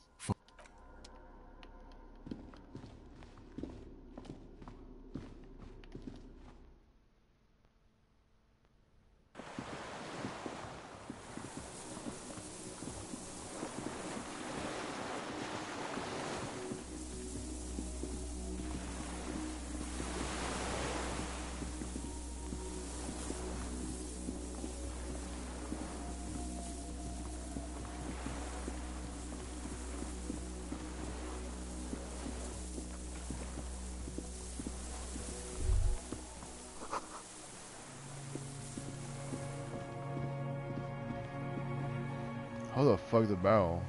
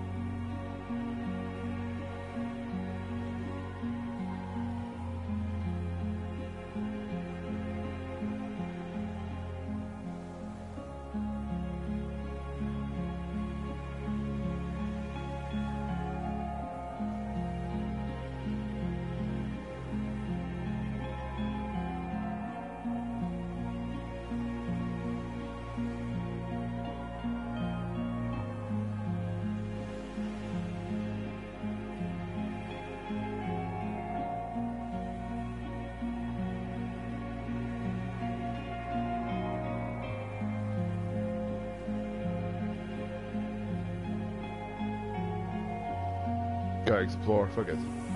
Just gonna explore.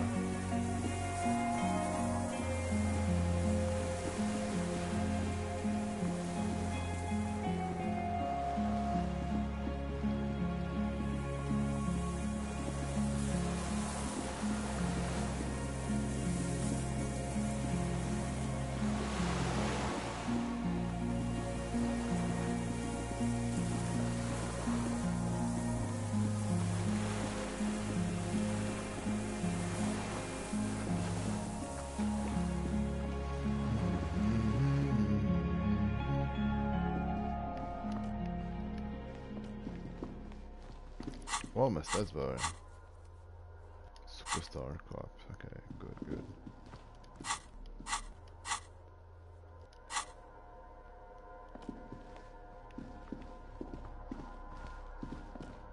Oh? Didn't see this. Oh, never mind.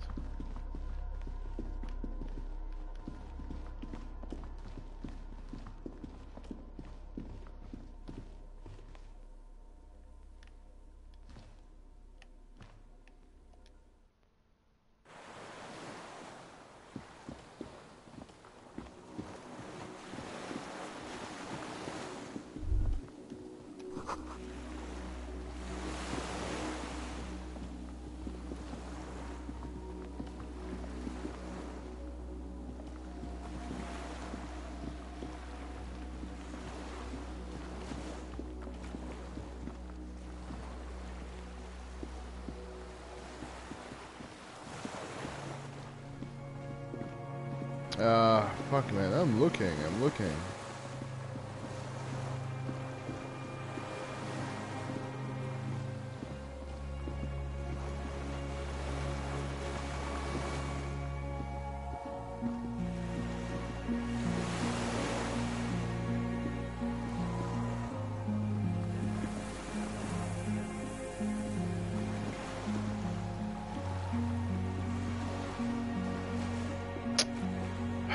Damn it.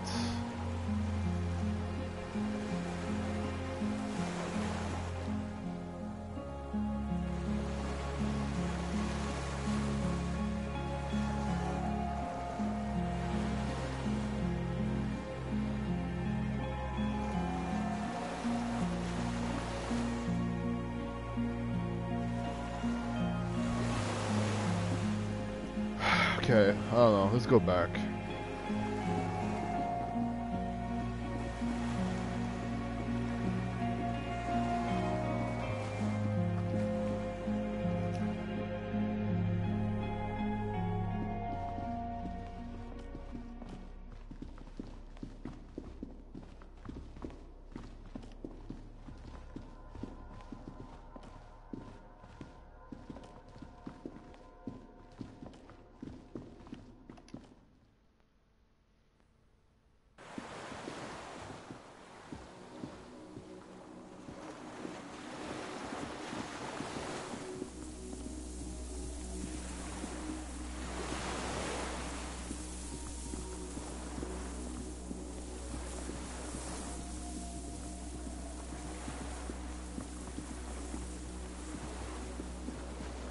Oh. Okay, okay. Found it. Found the shit, Jesus.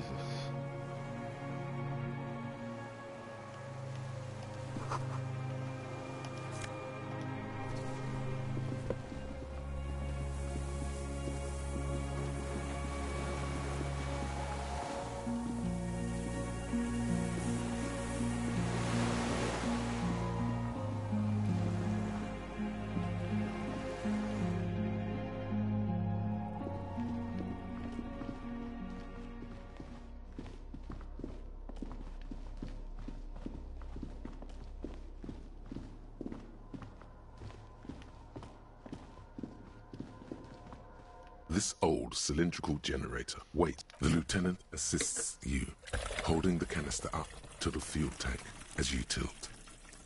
Dark brown, viscous fluid pours out, and the room fills with a chemical smell. There's a red starter switch on the side of the cylinder and a start rope on the other side.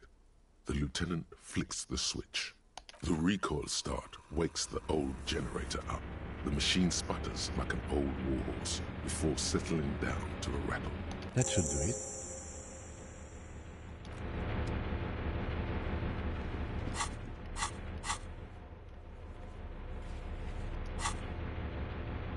Okay, let's open the blast door.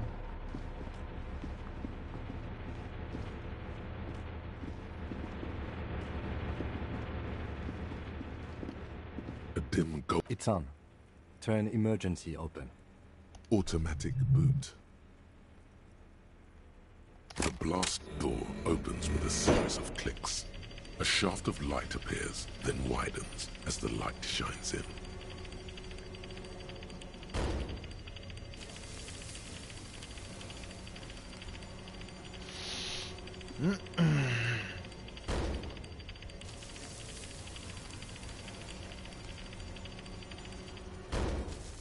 After you. What's there? I don't know. What if we get into another fight? Don't worry. I have a gun.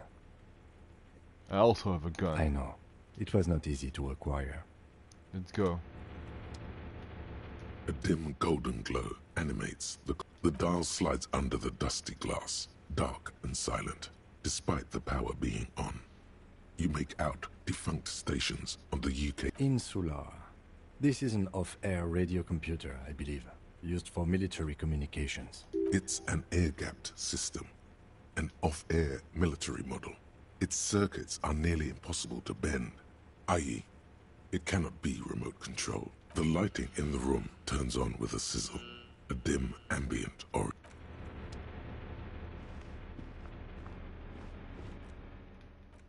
Okay.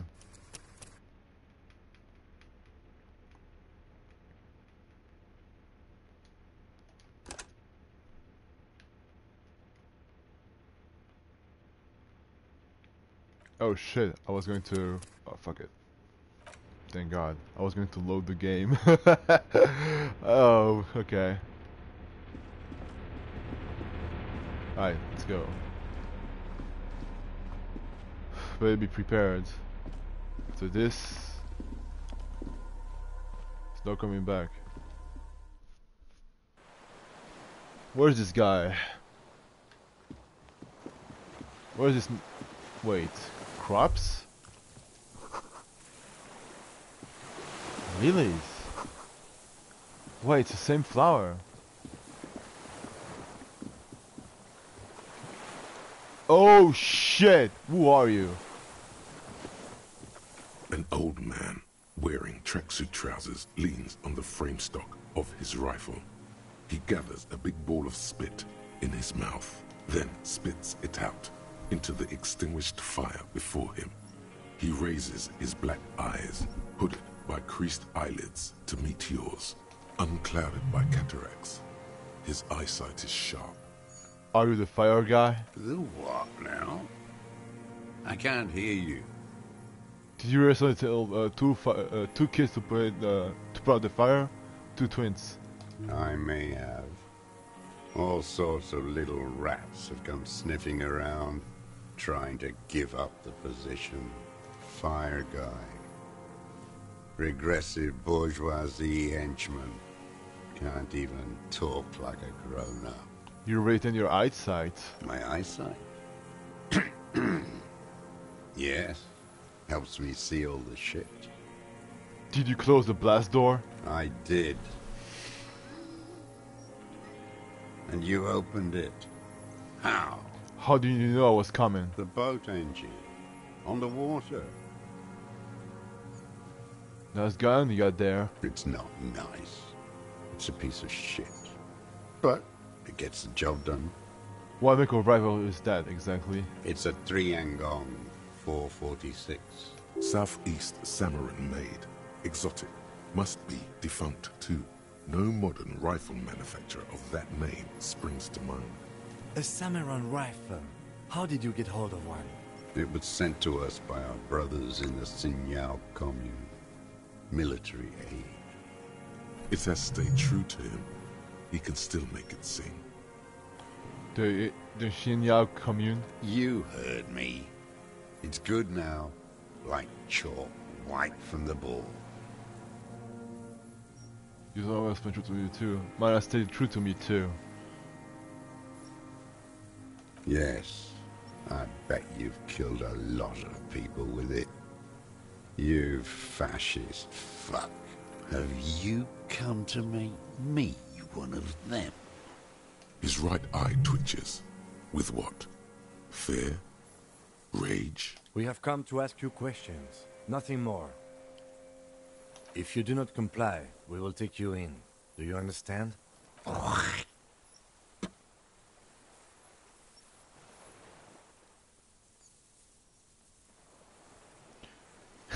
Sorry for disturbing you. Goodbye, sir. I had to put down the gun, to put down that gun, so we can talk further with the police.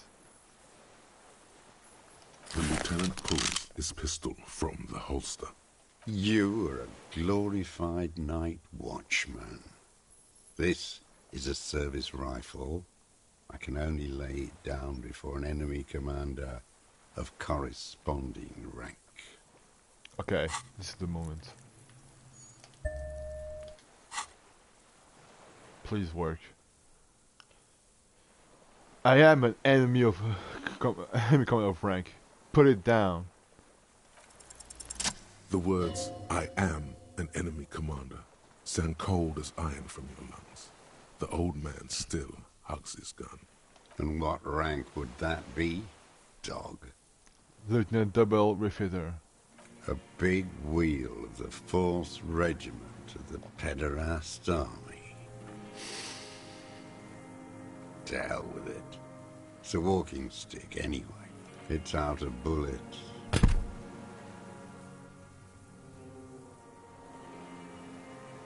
His gaze follows your motions.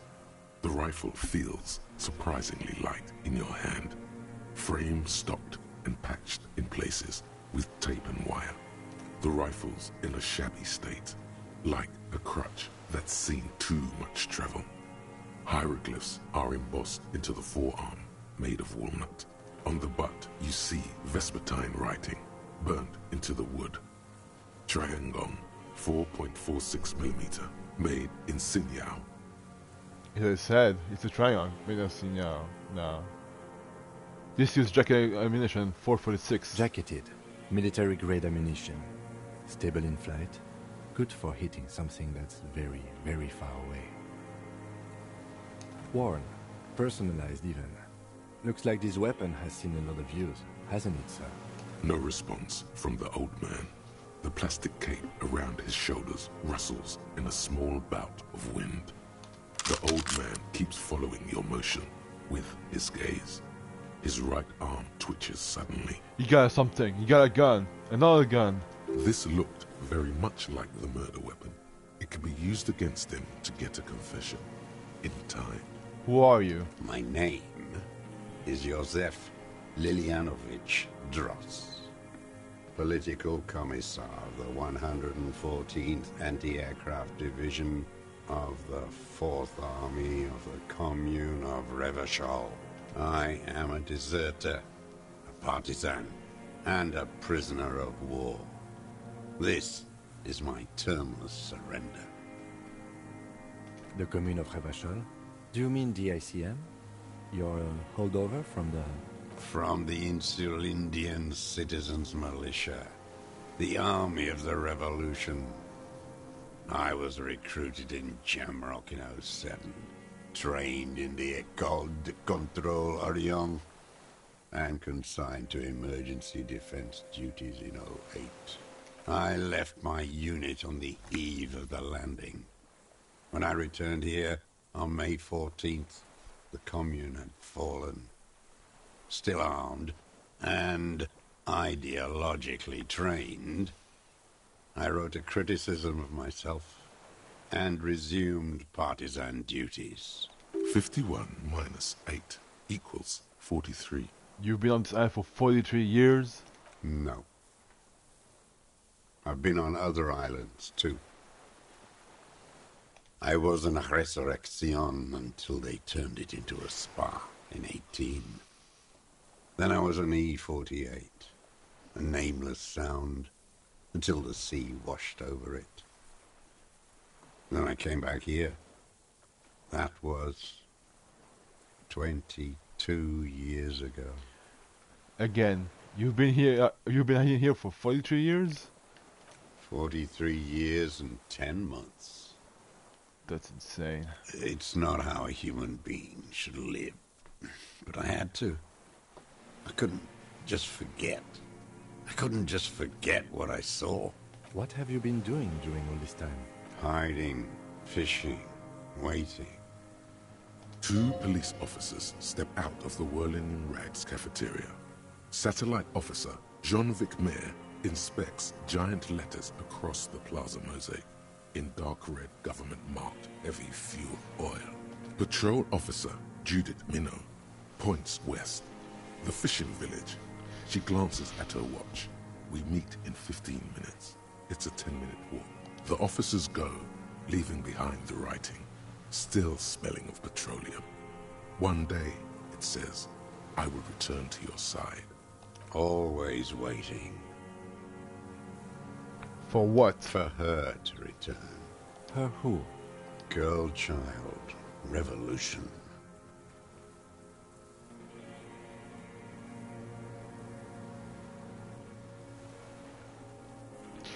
I come from there, Polymer. I can assure you that's not what the people are planning. I am not a fool. I know.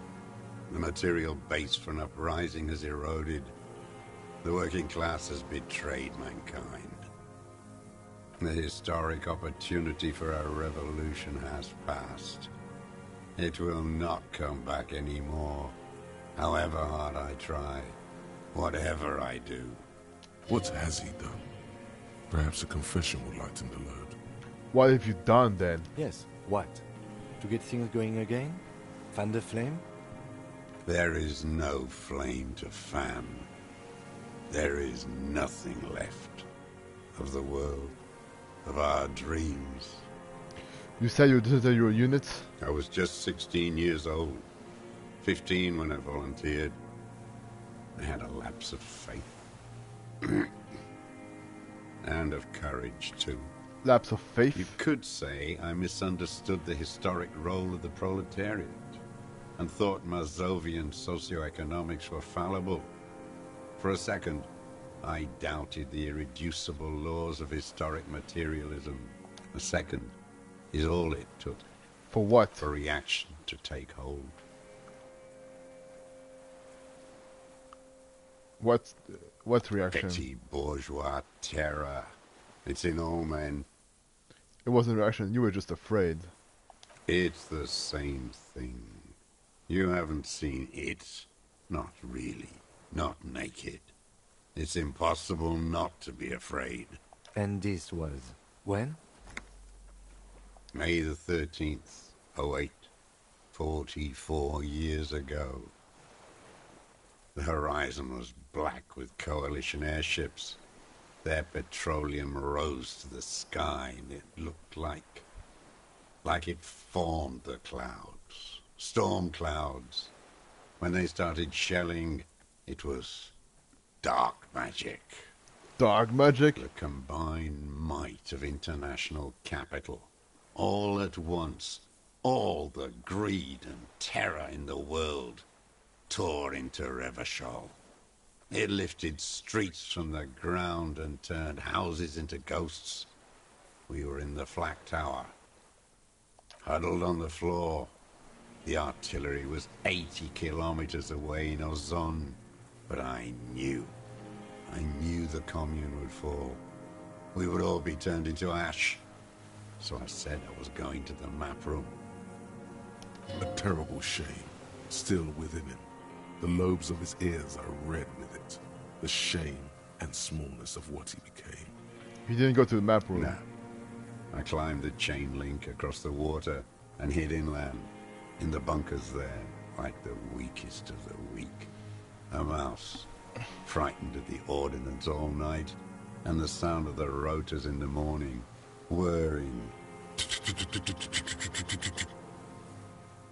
What was that? Airships. I climbed out into hell. The landing was complete. The chain was submerged. I had to swim back. The fortress was half submerged too. Shattered.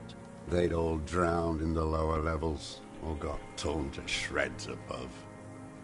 The anti-aircraft gun had malfunctioned. So had I. I left them without ideological direction. It was real. I'd seen it. I'd seen it in reality. Seen what? The mask of humanity fall from capital. It has to take it off to kill everyone, everything you love. All the hope and tenderness in the world. It has to take it off just for 1 second to do the deed. And then you see it, as it strangles and beats your friends to death. The sweetest, most courageous people in the world. You see the fear and power in its eyes. Then you know what? That the bourgeois are not human. You've lost your mind. Now is not the time, Lieutenant Jeffreto.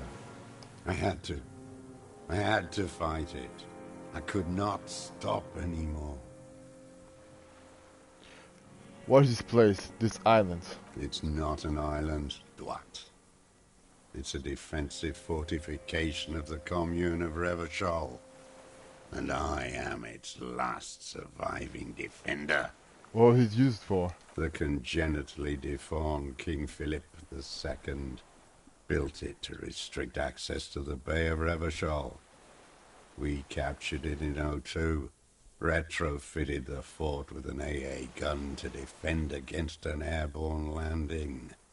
Against the whole world. You mean the landing? Retaking of Revachol? Coalition military called it Operation Deathblow. I later found out on the radio they called it Deathblow. You're one of them. Tell me, who speaks like that? We had 50 million people on Caillou alone. First, I'm not one of them. Sure you are. You're RCM. Answer me. Who calls an operation against 50 million people Deathblow? Tell me something else. Iblis. Iblis calls it that. Iblis? The black-eyed angel. How have you survived all this time? How does anyone survive? I steal. What do you steal? Supplies, vegetables. I collect rainwater. It's the life of a dog, not a human being. How is your health, Mr. Dross? I've been throwing up blood since winter. Red, like beetroot. Been passing it in stool, too. Oh fuck, he's a dying man. He does seem frail. Gaunt for his age. More like 75 than 65. Trouble putting on weight could mean cancer. The RCM can provide medical services. You need Yeah. to be looked over. I need to die. You don't have medical facilities. You have guns. That's all they give you. Toy guns.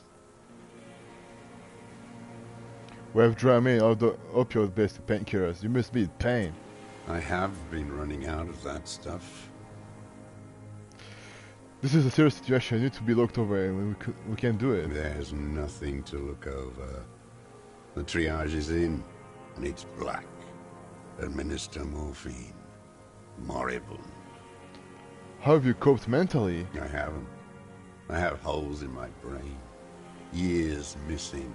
Others filled with pain only. A decade of... I don't even know what. Inferno? I would imagine it gets tremendously difficult, mentally, to live in isolation. Traitors. It's better alone. I watch the people of this city turn the lights back on, more and more each year. Ruins, glimmering in the dark, like a fucking merry-go-round. It's disgusting.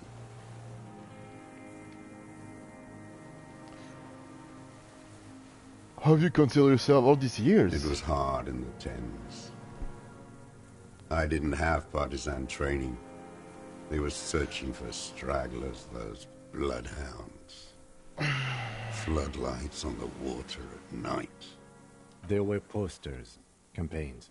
We communards still hoped, and they needed to snuff that hope out. The East capitulated.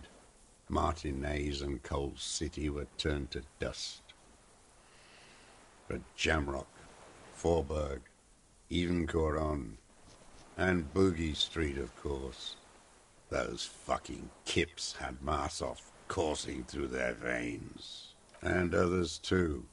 Some cordons of Revachol was still fighting. There were cells. I tried to contact them. Soon they all went silent. The frequency's dead. How did you get between here and the mainland? At night, I used a dinghy. I only went after dark then. When I got to the city, I stayed underground. Patrols, you lot, the commons too. They'd started snitching. In the city, you move underground? From bunker to bunker. Not anymore. No one cares now. I don't even have to hide. They think I'm another antisocial vagrant. I could walk straight into that town if I wanted. Or did you just walk there? Wait, there's a small bunker on the failed building. If you stayed there? The propaganda bunker. I used to, but not anymore. Propaganda bunker? They stored leaflets there. Broadcasting equipment, too. Made broadcasts, I think.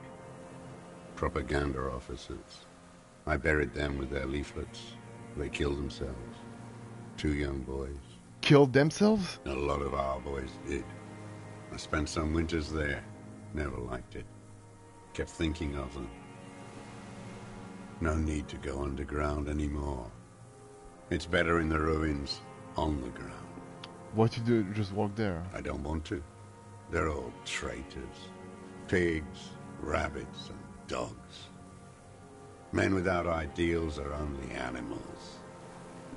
Tell me another thing. The old man looks across the water, at the city, the ruins, the motorways rising above it. You said this is your time of surrender? You're with the RCM. The coalition-appointed mob that enforces bourgeois morals in Revachol. The so-called Lieutenant W. Freighter.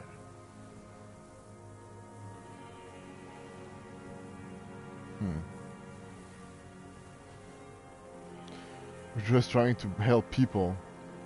You're the RCM. You represent the Moralist International, the enemies of humanity who took this city. I represent their adversary, Le Parti Communiste d'Insolande. Take me to them as a prisoner of war. I have relinquished my weapon. I can no longer serve. No superiors can relieve me of my duty. You bulldoze them all to a mass grave for trying to free humanity. A spray of blood from his mouth on the black charcoal in the fire pit. Rene, the royalist on the coast, said, The comrades signed the revolution's instrument of surrender. Liberal reactionaries signed that instrument. Traitors who should have been burned alive. I answer to the Communist Party. Is that part of why you've been here all this time? Because the party didn't surrender? He just wipes the blood from his chin.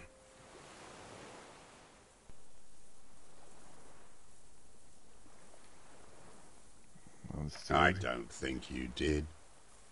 You live in a delusion. Radio shows, speed racing and sporting goods.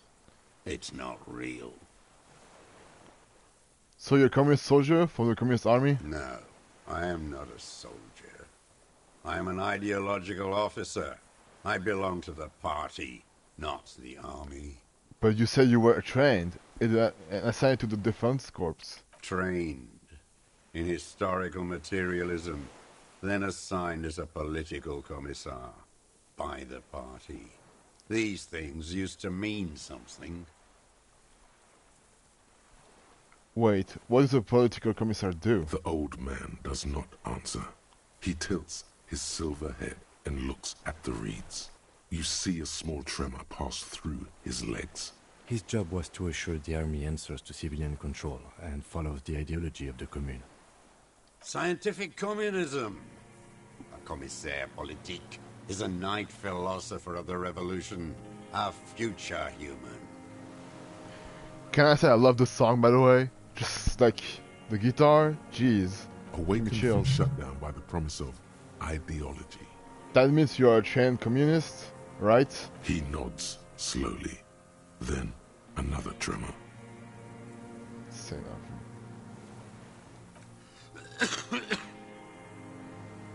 I have another serious question for you. There's nothing serious in this world. It's a farce. What have you been using this gun for? I've used it for killing people. Killing people? It's a gun. That's what they're for. You want a moralist euphemism? Defending your family and your property. I haven't done that. I've used it to kill people. Interesting. During or after the war? There is no after the war. Class war is never over. So he's continued killing after hostilities ended. Okay. Okay. This is it. You can feel it, like battery acid on the tip of your tongue. Something you haven't felt in a while. But what? This is what you live for. This is the shit. The solution. Go in straight. No euphemisms. He doesn't like those. No. Be careful now. Slow and steady does it. Make him repeat it first. Don't mess this up. Remember, he wants to tell you. Get personal.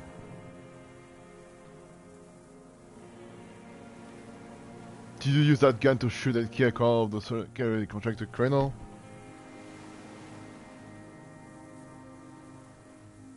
The who now? He heard you. He just wants to hear you say it again. This is dramatic flair on his part. Right choice. We're in. Do it, sire.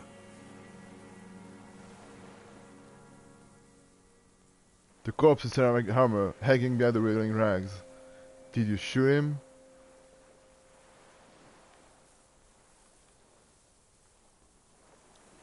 His name was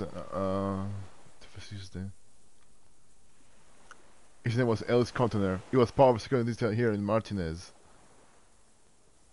I can see this. Oh, yes. That one. Ugly piece of work, that boy.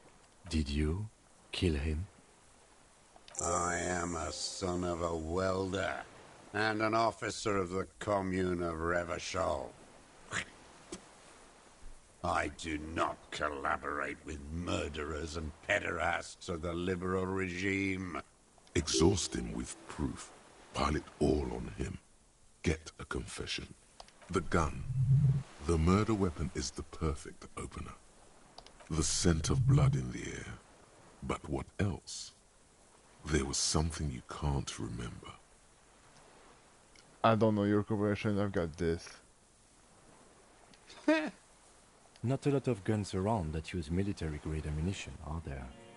It's a real gun. Not like your little musketeer pistol. I've seen you prance around with that. Jumping hoops for the liberals. You look like imbeciles. Why don't you ask them to give you real weapons? Going against automatic rifles with these toy guns. Of course you got those boys killed. He would have a good view of the tribunal from here. It's not just empty boasting. So he saw you. Okay. So what? Don't let it divert you. We say a lot of them. They're the little titans. We handle that situation. You didn't handle anything. I watched it happen. You let those murderers rip right into them. Got most of them killed. Even the fat one. None of those people mean anything to you. The vultures feed on this city, and you prepare the meal for them. You're getting diverted. Push the gun. Only the gun matters. So you watched the fight? Did you like what you saw? The mayhem. It was all your doing. Your plan. You got them killed. Exactly. You don't know anything.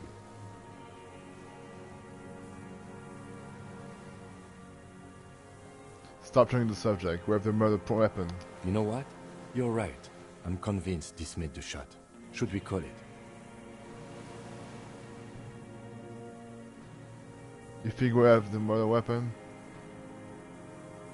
4.46 jacketed ammunition, modified for range. We have it. This is it. Fuck yeah.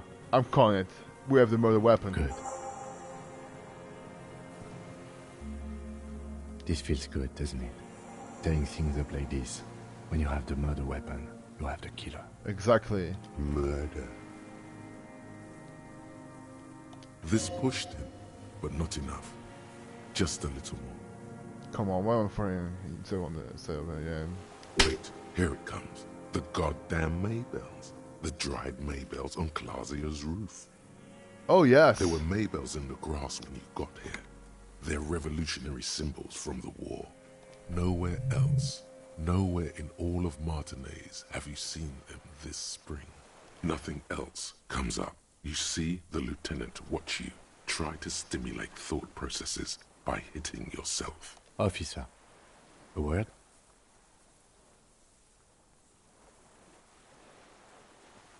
Excuse me for a moment, Mr. Dross.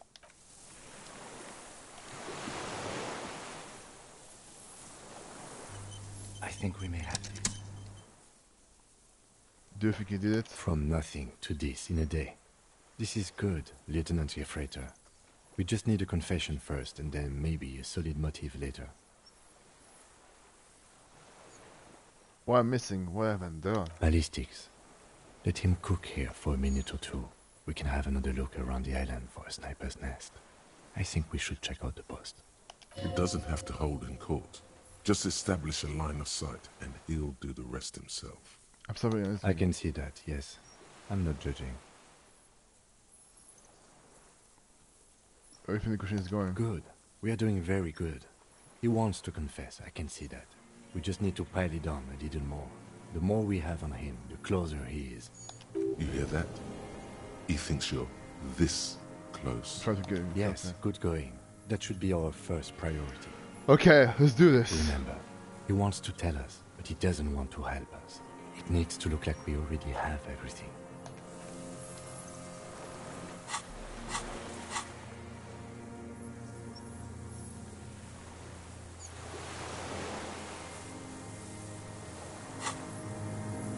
Holy shit, I love this. That the song and all? God damn.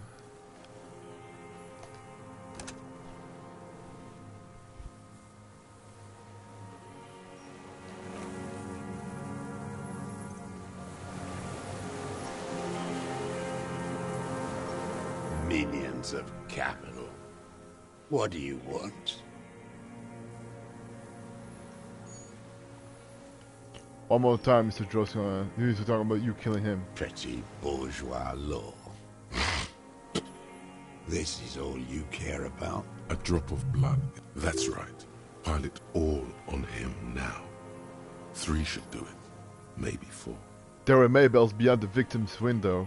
Show him the drive. Damn Maybells. The whole island is turning white with them. So many this year, too. The spring is coming. No, it's already here. Wash the filth away. I haven't seen these flowers anywhere else in Martinez, only here. They blossom on the islets before. We fertilize them with our blood. Resurrection was snow white in May, before they ruined it. The coast, too, before they piled their containers on top of it. Filled with broken, useless trash for fat-fingered bourgeois children to play with. A young woman called Clasher. Ring any bells? These dried flowers were behind her window. Clasher. He knows her, but hadn't heard the name.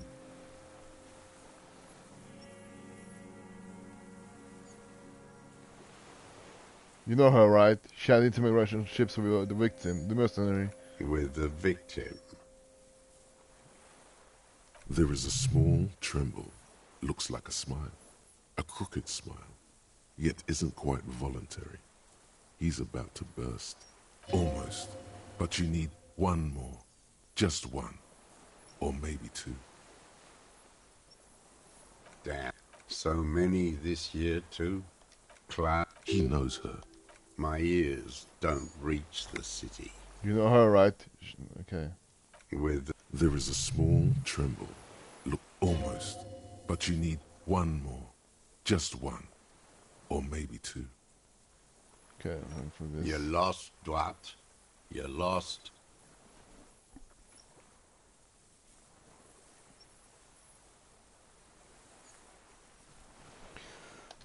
Okay.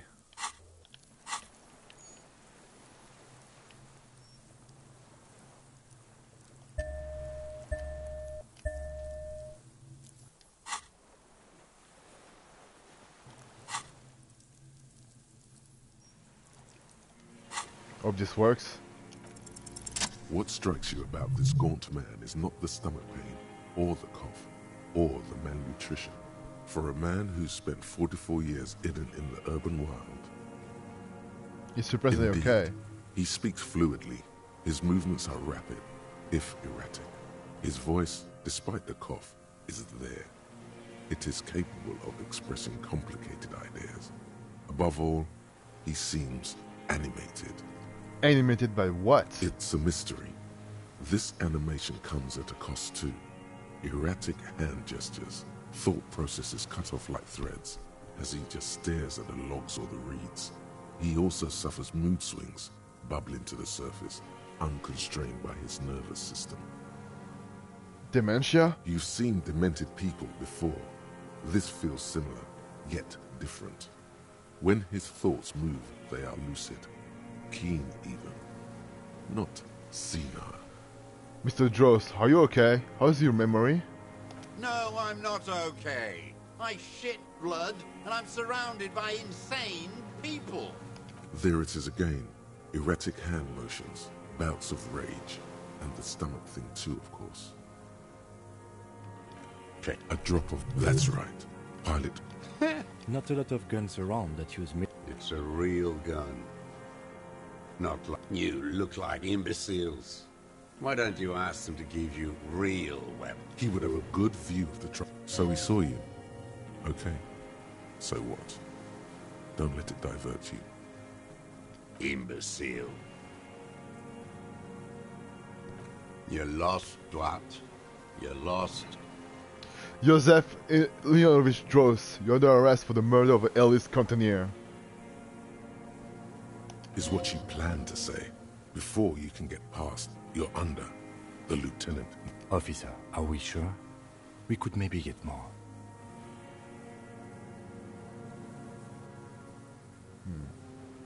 We've been through enough. Joseph Lilianovich Droz, you are under arrest for the murder of Elise Cortenard. You will be taken to the nearest precinct holding area for preliminary investigation. What? But you said I would be taken to the... Your wayfarer rights have been suspended.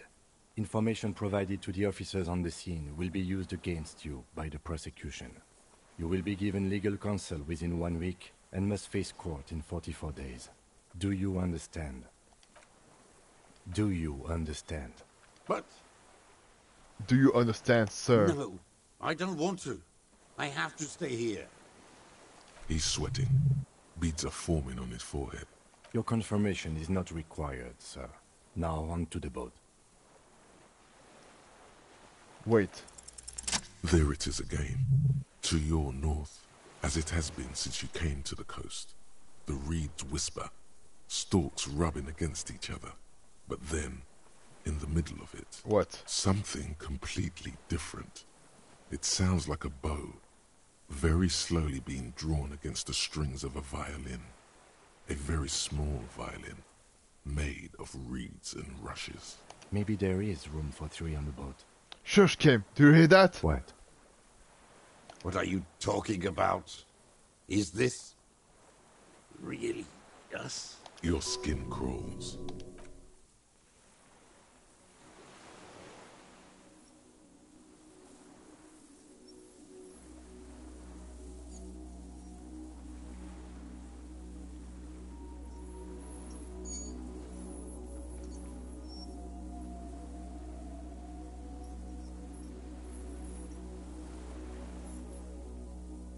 A delicate tangle of arms and legs unfolds from the reeds, limb by limb, to then just stand there, moving its scythe-like arms in ghostly silence. What is that? What are you talking about? The giant sting insect. There's nothing there. The stick insect is over 3 meters tall. It looks straight at you, with its tiny pinprick eyes and its grotesquely small head. There it is! I see it! Tell me what you see, damn it. I can't make out one small thing in the reeds. Kim, can you see it? I can see it. 4 simple words, thank God. If you can see, then you're not insane. But that means it's really there, spinning slowly, in absolute silence. Its limbs long and slender. Be very, very careful.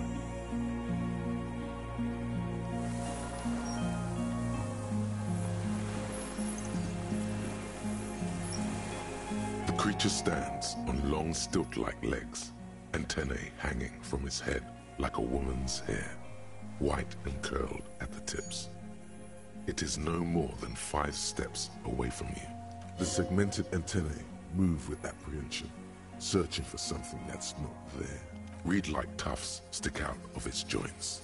As the insect moves its forearms, it produces a faint hiss, like a reel-to-reel machine spinning after the tape breaks. The hiss is different from the strings you heard before.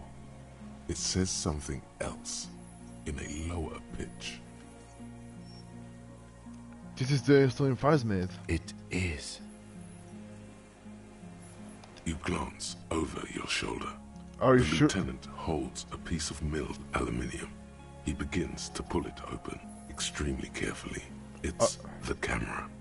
Are you sure you won't scare it off? We need a photo. No one will believe us. From the corner of your eye, you see a sudden cascade of motion ripple through the Phasmid's limbs. A series of ultrasonic clicks fills your ear. Okay, take the picture. With the sound of metal sliding against metal, the lieutenant reveals the lens. The glass glints in his hand as he begins to slide in an ampoule. You see the phasmid turn to him, its mandible antennae reaching out. The motions are quick, sudden. Something cracks in the lieutenant.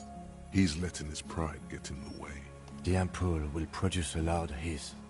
You're right. It could scare it away. I need a better moment when it's not looking. I'll wait. I'm on standby, he thinks.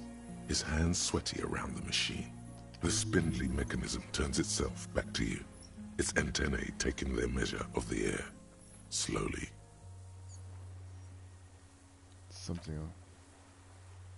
You exist. Don't be afraid. Nothing changes in the cyclical brain motion of the creature's limbs. They are porcelain white on the inside and reed-colored on the out. Beige, light brown, and striped. You are unsure if it is scared or not. Its insect mind is impenetrable to your reasoning. We can't just leave it standing there. We have to do something, Detective. It could be connected somehow even.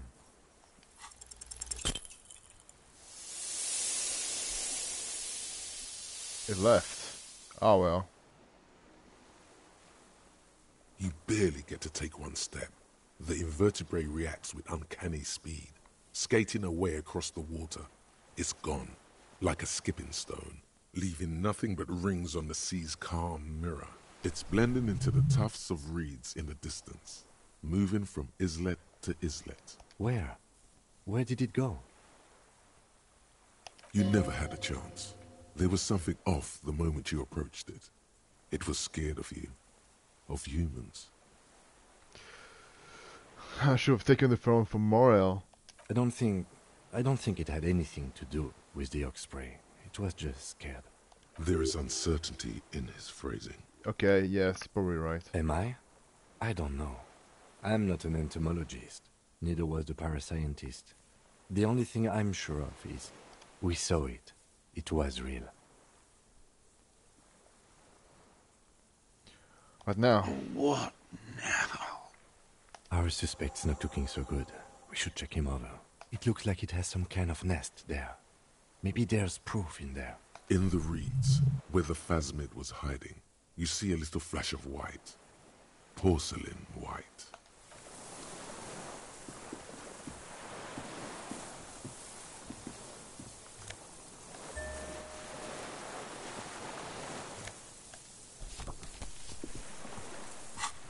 Oh shit! No way!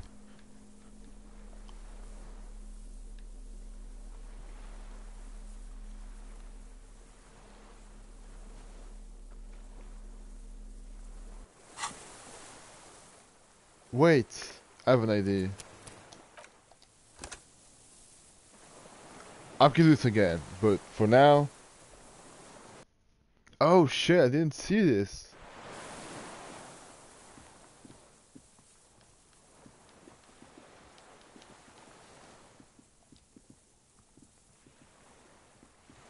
Minions of capital. A drop of... That's right. Damn. So many... They block the coast, too. Before class. He knows her, but hadn't heard the... My ear with the... There is almost... But you need... You're lost, Dwight. You're lost.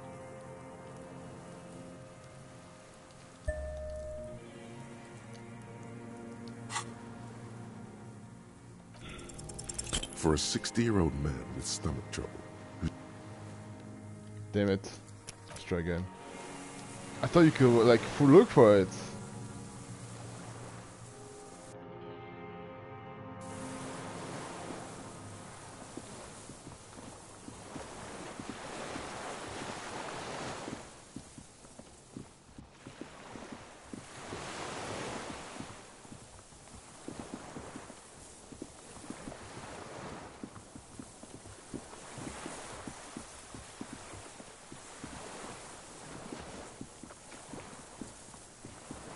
Minions of... A drop of... That's right. Damn. the coast. He knows.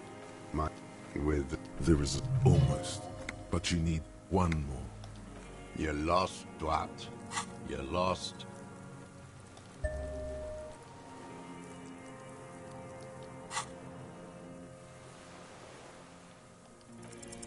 What strikes you about? Indeed, it's a mystery. You've seen them. No, I'm not. There it is again.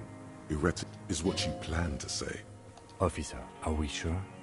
We could maybe get more. One more thing, Mr. Jost. The old man looks at his rifle in your hands, a little startled for some. I ain't. Yes?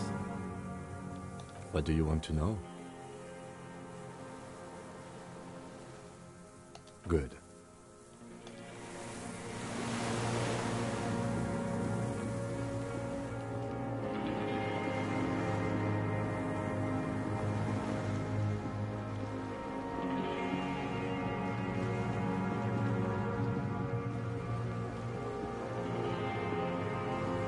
Okay, let's go back. Then go to the island.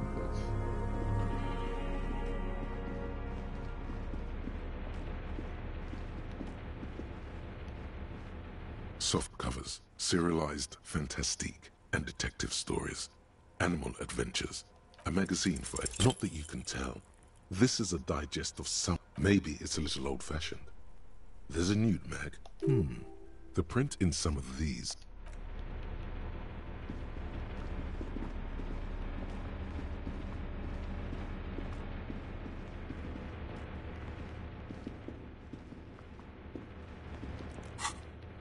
I guess that's it. There's nothing else.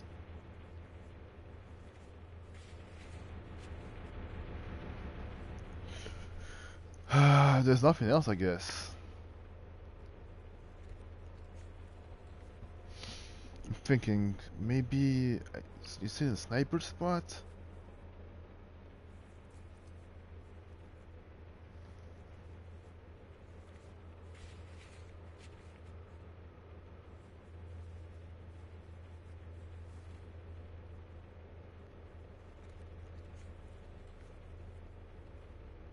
Fuck it, I'm just gonna arrest his ass. Or maybe not. Wait, maybe he said if he killed the guy, maybe there was a vantage point.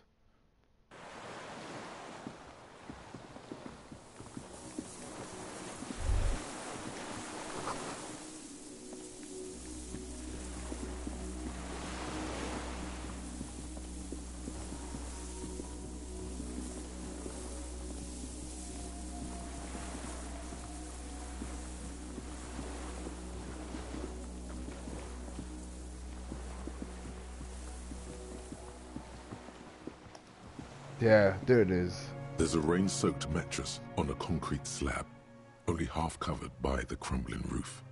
At the head of it, double embrasures, firing slits like two eyes in the wall. That must be the point where you shot. Looks like a good place to aim from. Inspect the mattress. A single-person mattress, modern, civilian use. Branded name, Marjorie. There's a fuel stain on the cover, along with cigarette burns, and an empty can of beans on the ground next to it, filled to the brim with cigarette butts. Big one of the can. The silhouette of a tobacco picker adorns the paper filter. The brand, Tio Moteri. Contemporary Revacholians prefer Druan, a local blend from the southern islands, or Astra, the legendary cigarette from Grad. Tio Moteri is favored by older men for its paper filter tips, sweet smell, and added tar. An old man brand of cigarettes. Yes, it all adds up. There's a firing slit in the wall in front of you, like a little window. Quite old and grimy from years without cleaning by anything other than the rain.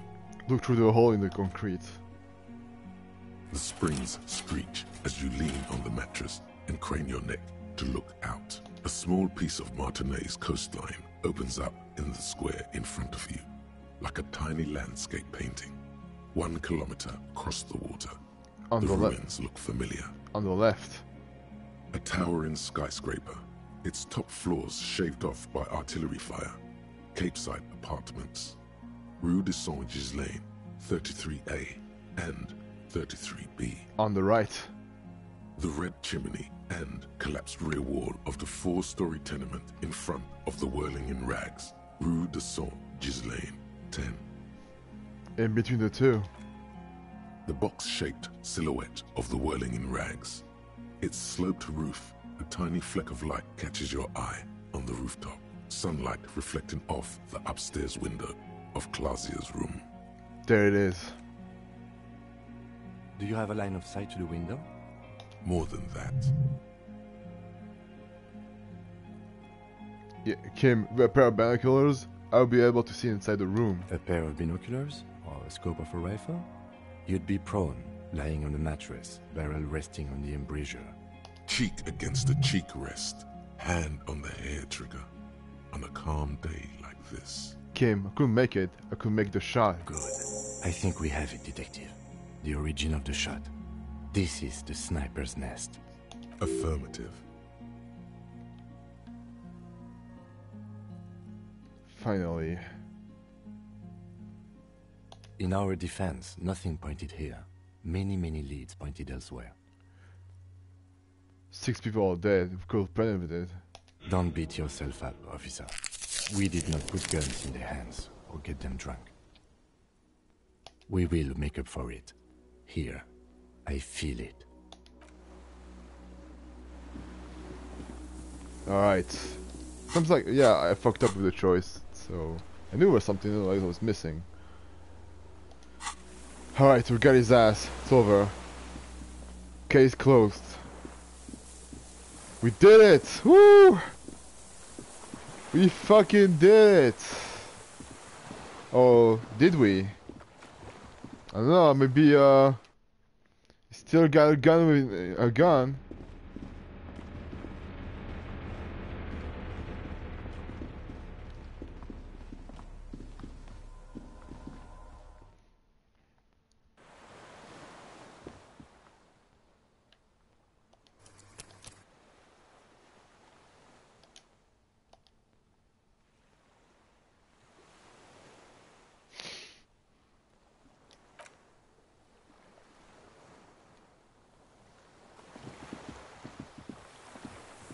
I hope he didn't like... Okay. Minions of capital. What do you want?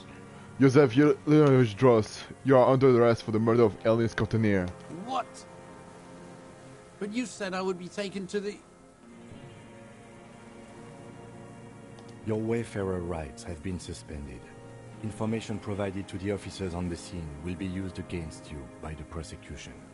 You will be given legal counsel within 1 week and must face court in 44 days. Do you understand? Do you understand? But... Do you understand, sir? No, I don't want to. I have to stay here. He's sweating. Beads are forming on his forehead. Your confirmation is not required, sir. Now on to the boat. Wait. You thought you heard... Maybe we could all fit in there.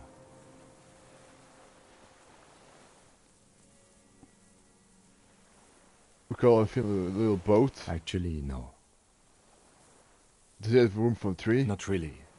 We could escort him to the pier, then either one of us can take him inland while the other stays here, but... But then, who watches him while you're coming back here? Who watches him there while I come back for you? You come back for me? How about I go and send a boat back for you? What is this farce? This is a fucking farce. I can't. Lillian, you could ask her, maybe. Maybe I could ask that nitpicker to watch him? This is no harmless old man. This fucking world. This world. What is this? No, listen. Listen now.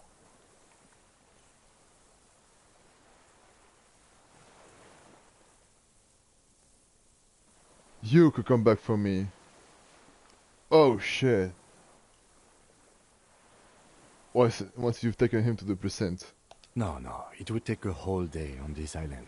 You go and transport the prisoner. I'll be here. I can escort him to the pier with you. Maybe you're right. This world? What are you talking about? Is this? The wind is cold from the east. Your skin is crawling suddenly.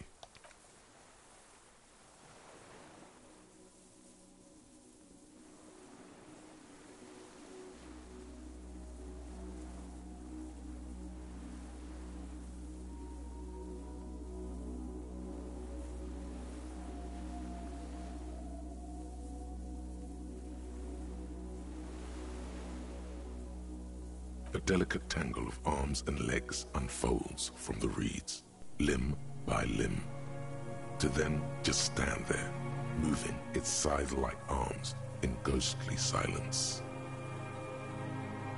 What is that? What are you talking about? There's nothing there. The stick insect is over 3 meters tall. Tell me what you see. I can see it. 4 simple words, thank God. But that means it's really there, spinning. Be very, very careful.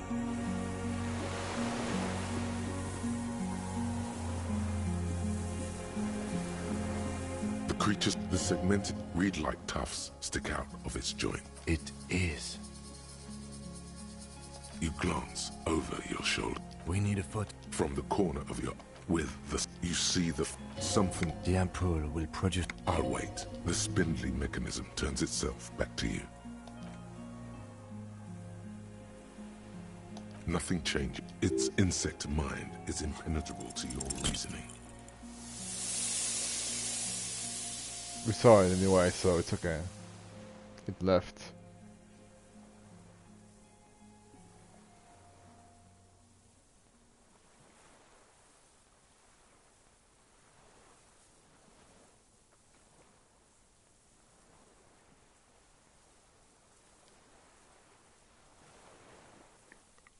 Hello? Game?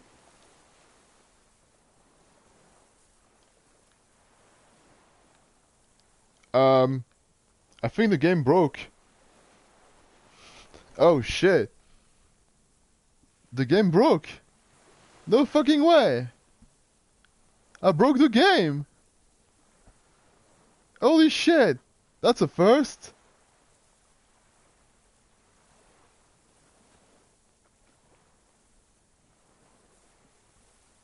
No fucking way. Oh my god. Okay, I'm gonna cut off the stream, but I'm gonna be right back. Okay. I'm sorry. I'll be right back. What the hell? I'll be right back, okay?